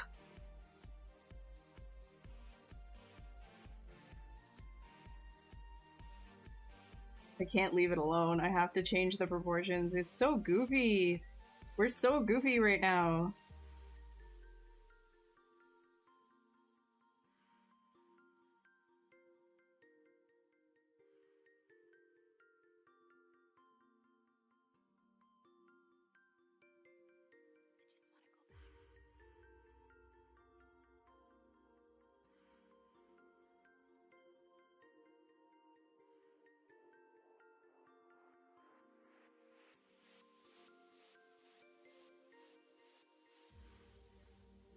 No one's directly after me anyways. I'm just gonna change this real quick. I cannot stand it. Same with like... ah! You and your goofy face. Changing your face.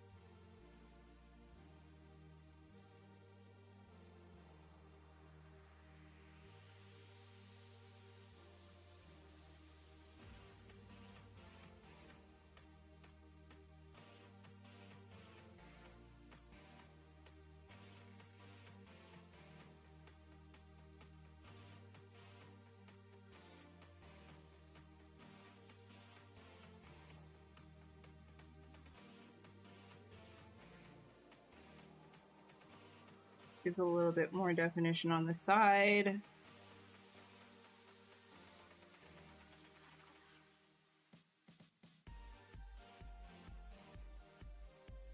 This one will pull back. Let's do an auto groups. Let's grab this. Shows you do stylized or realistic. Stylized. I do a lot of cartoon work.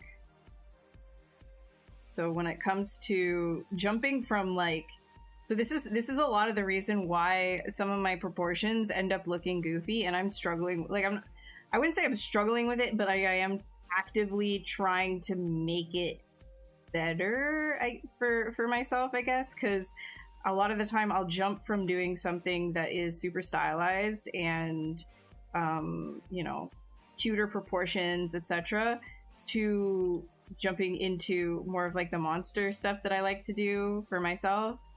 And then, you know, I still have like do cute things brain, right? And sometimes that can translate a little bit weird, and that part of my brain isn't shut off completely.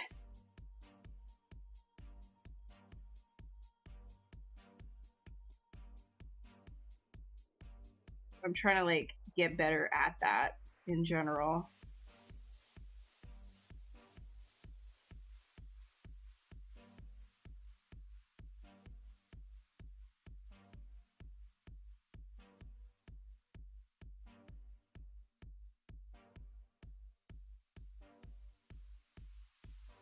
This is like it's both creepy, but also kind of there's a little bit of like goof to it, you know?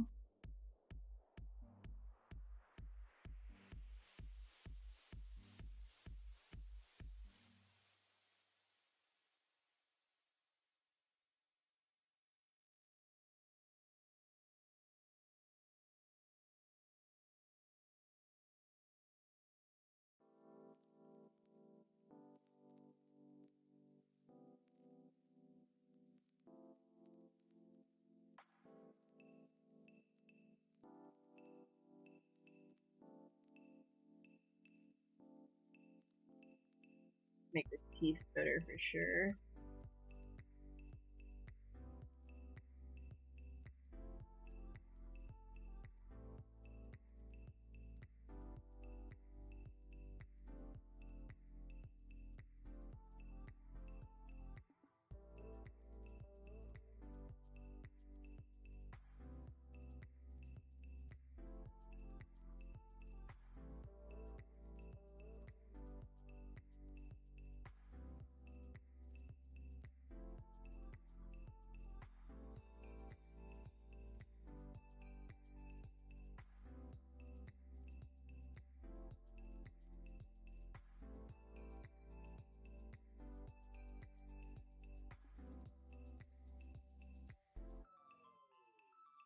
Okay, I'm gonna duplicate this.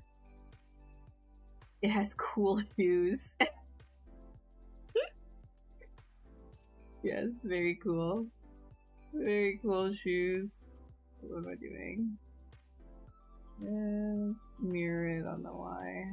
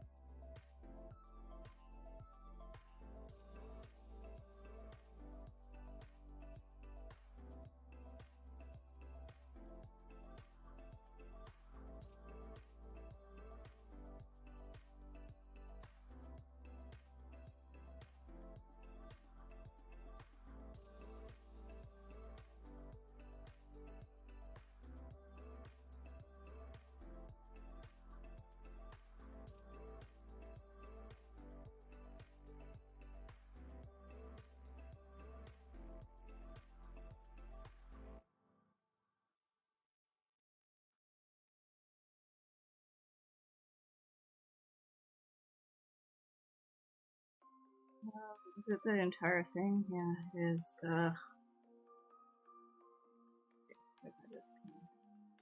Grab this, split, masked. How much are we over? 10 minutes?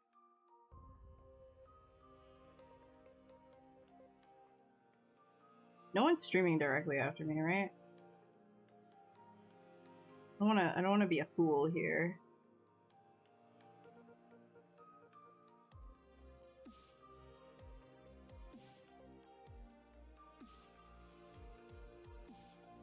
Let's keep going over. What's the record?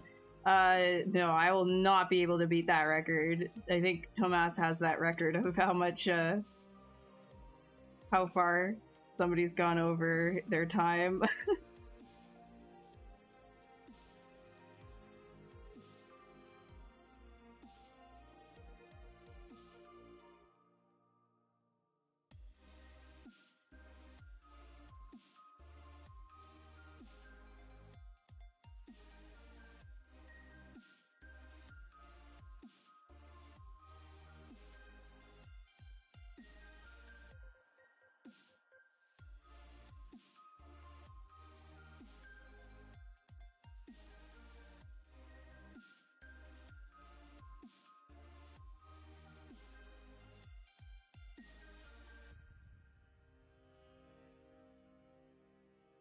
Was I supposed to stream last week? Yeah, and then I just didn't, because I was not feeling good.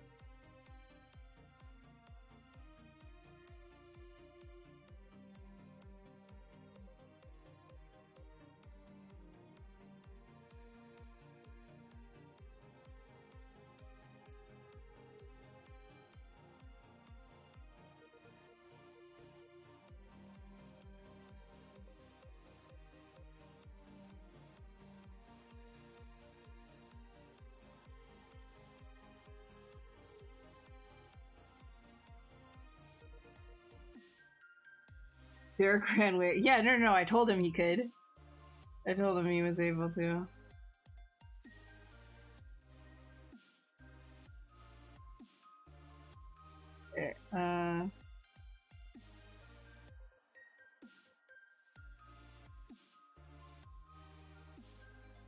See, this is how much I love sculpting. I could just stop right now and go and play Diablo.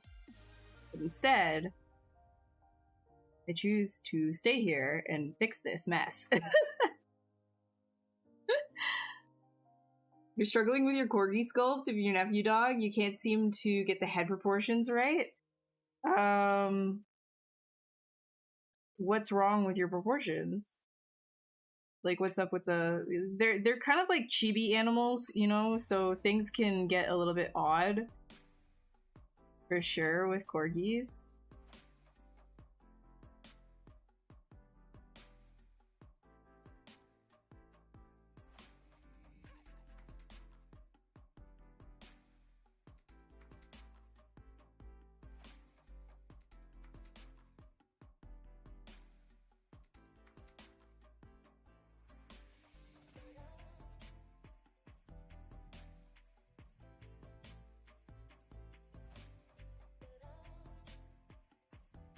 Oh my goodness. Itchy nose.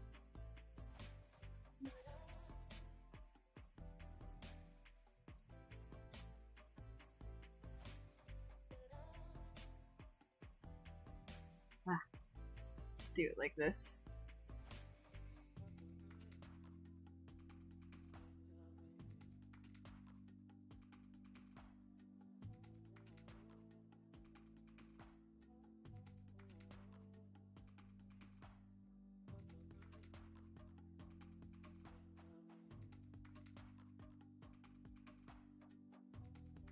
Integrate that better.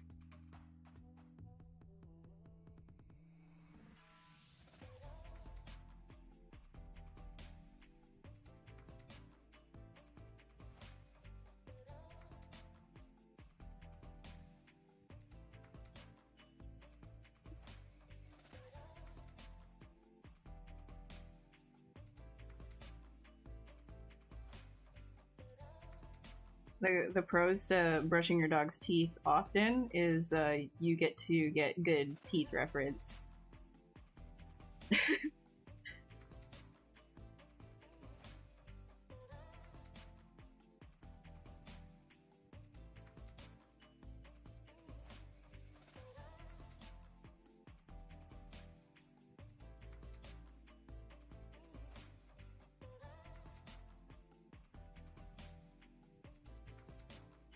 Get that one looking a little bit better, I think.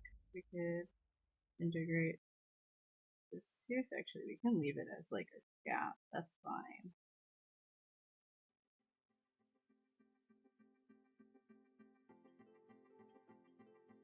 Auto groups, mirror and weld. Sometimes his nose looks long, sometimes it looks stubby. It's, you know, it's hard to get corgis right because they are a little bit weird proportioned. If you're having issues, you could always just like do the see-through on it. That might help.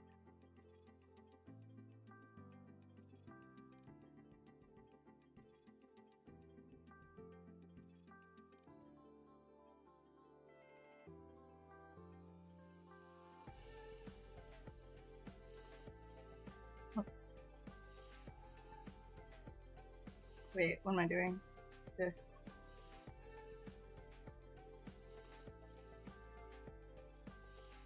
Yeah, it's like, I don't really know how to like verbally give you quirky advice.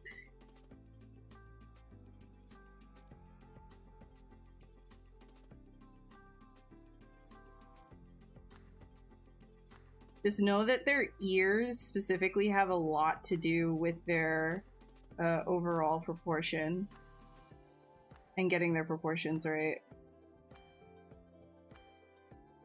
Their ears are massive.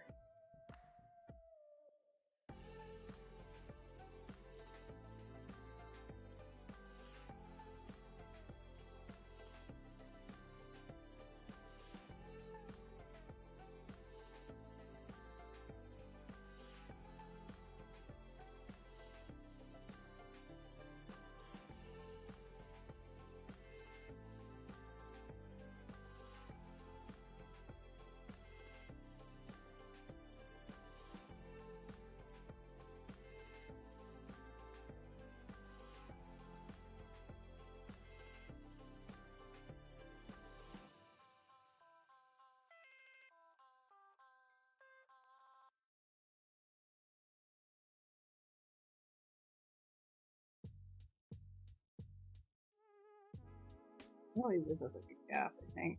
And grab this one. Fill that in. Here.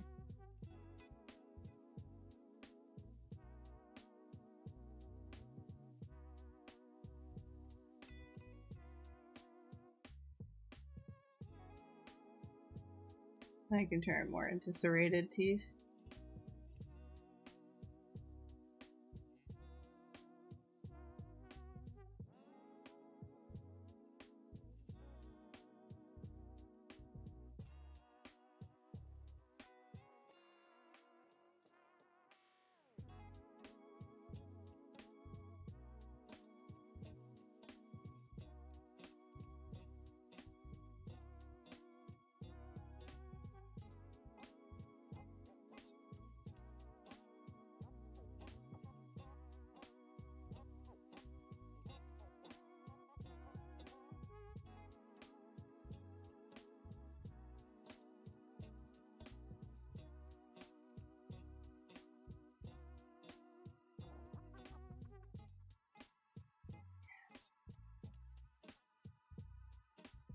do something very flat and round.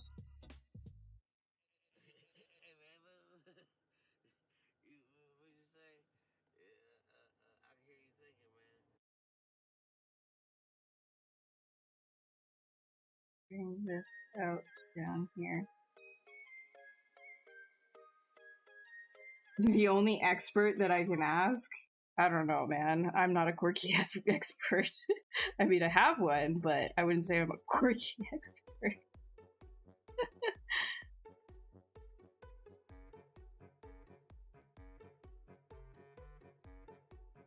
What is this?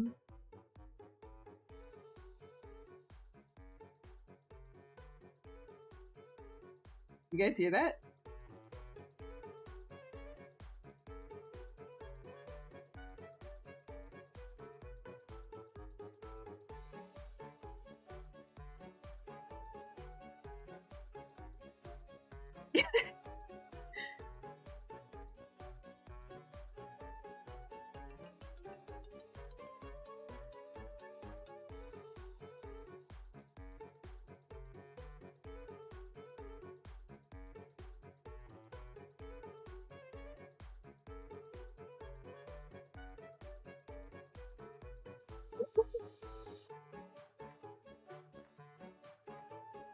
Cinematics for Diablo. I know.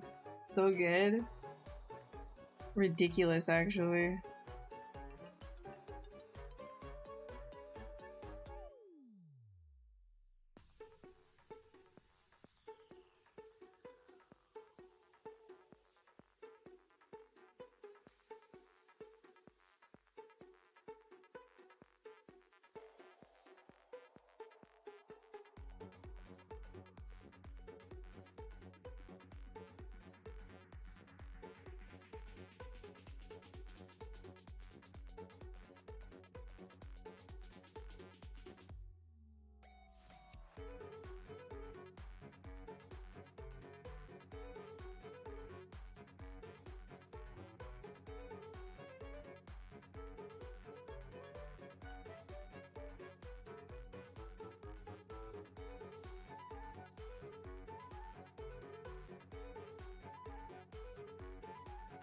Oops.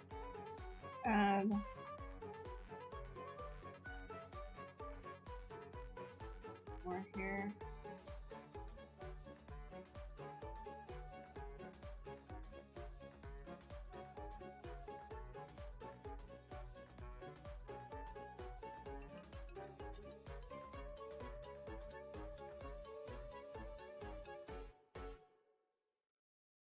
I am going to change this circle area right here just a bit too.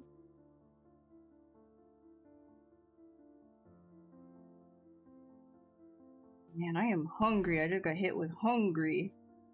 I am hungry. Want some food.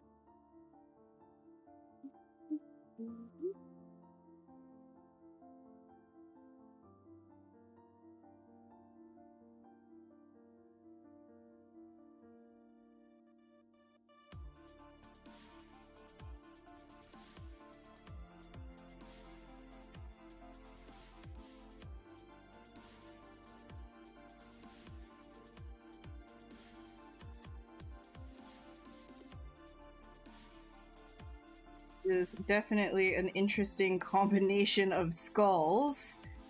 Oh, that's so, like, stupid eye. Need to bring this out.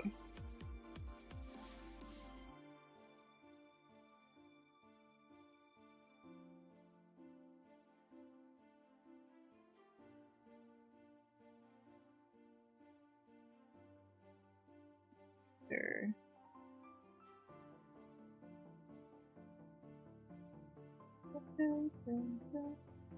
Oh, very lucky. I wish.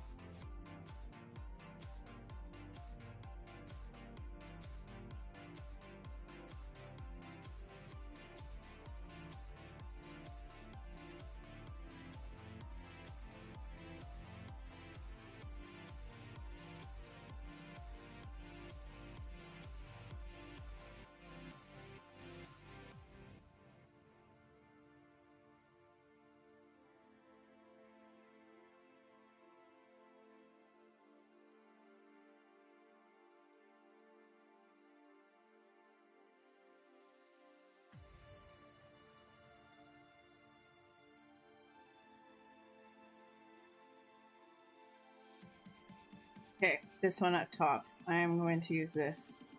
There we go.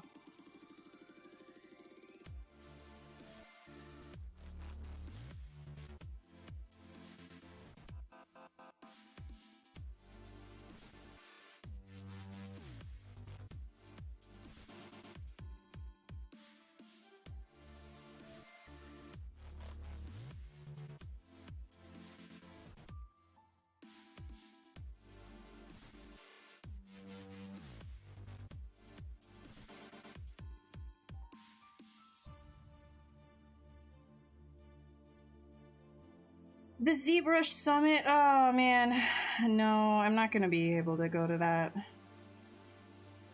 Be online once again. Maybe we want to just like shove that in. I don't know. That's not. I think the neck right here has to be thicker. It's gonna probably help a lot.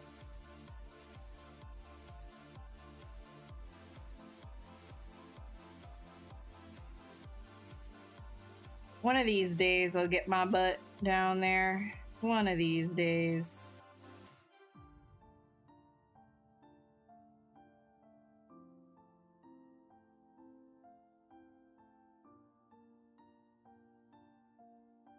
No, it's gonna be in person. The ZBrush Summit's in person this year.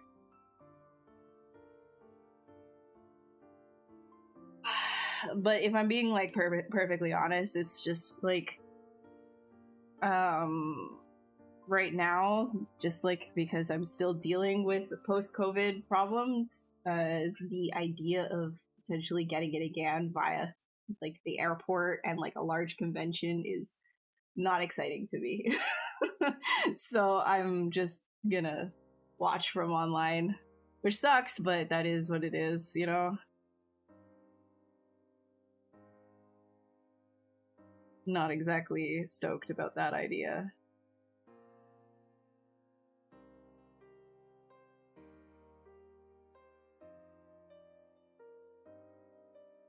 Yeah, man, it's not great.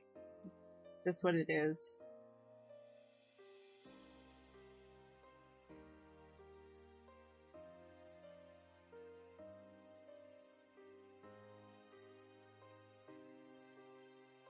Alright, well, you know what? This is like decent enough for right now. I feel like it could be a lot better, but I think I'm gonna like end here because now I am a half an hour over. Hell yeah. Yeah, it's very, no, I know. It's very much a thing, and for me, the first infection I got gave me like undetectable tiny blood clots, and I didn't know until my vision kind of just started going off, and it took a long time to get it like diagnosis of this as well. But then I started becoming more and more like my vision was more and more like gone, right? So now I have to get monthly injections directly into my eyeball to stop the issues from going further. So sick, right? Cool.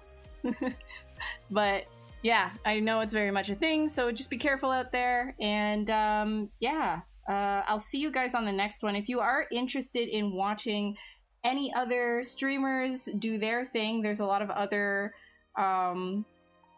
what's it called, a lot of other workflows available for you to learn from as well. So Has, can you not? Oh my god. Yeah, geez, I'll finish my spiel in 1 sec, but like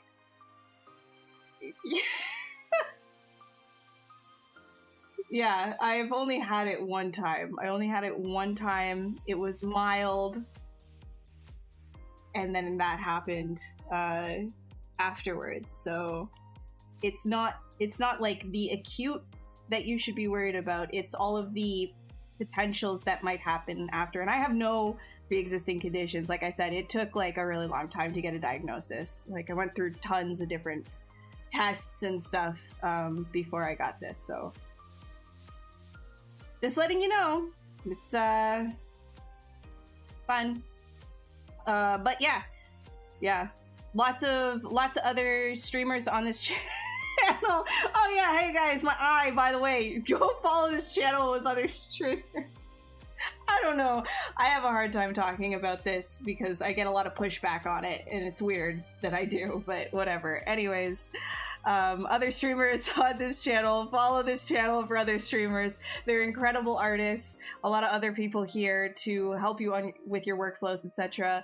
And if you don't already follow on all the other socials, Maxon is on other socials as well, so you can see on also ZBrushLive.com when people are going to be streaming. And then me personally, if you're interested in watching my streams and when I'm going to be live, I announce all of that on my socials. So that is, you can get right here. acubed.art/links will give you all of my stuff. You can view my portfolio, you can view my secrets, you can view my ship posts, whatever you want is all there. So I'll be there on the next one, and I'm gonna go play Diablo because, oh, actually I'm gonna eat and then I'm gonna play Diablo, and I don't know, I don't think I'm gonna finish this one because, like I said, there's winners and then there's losers, and this one I think is a little bit of a loser. I'm not 100% happy with this.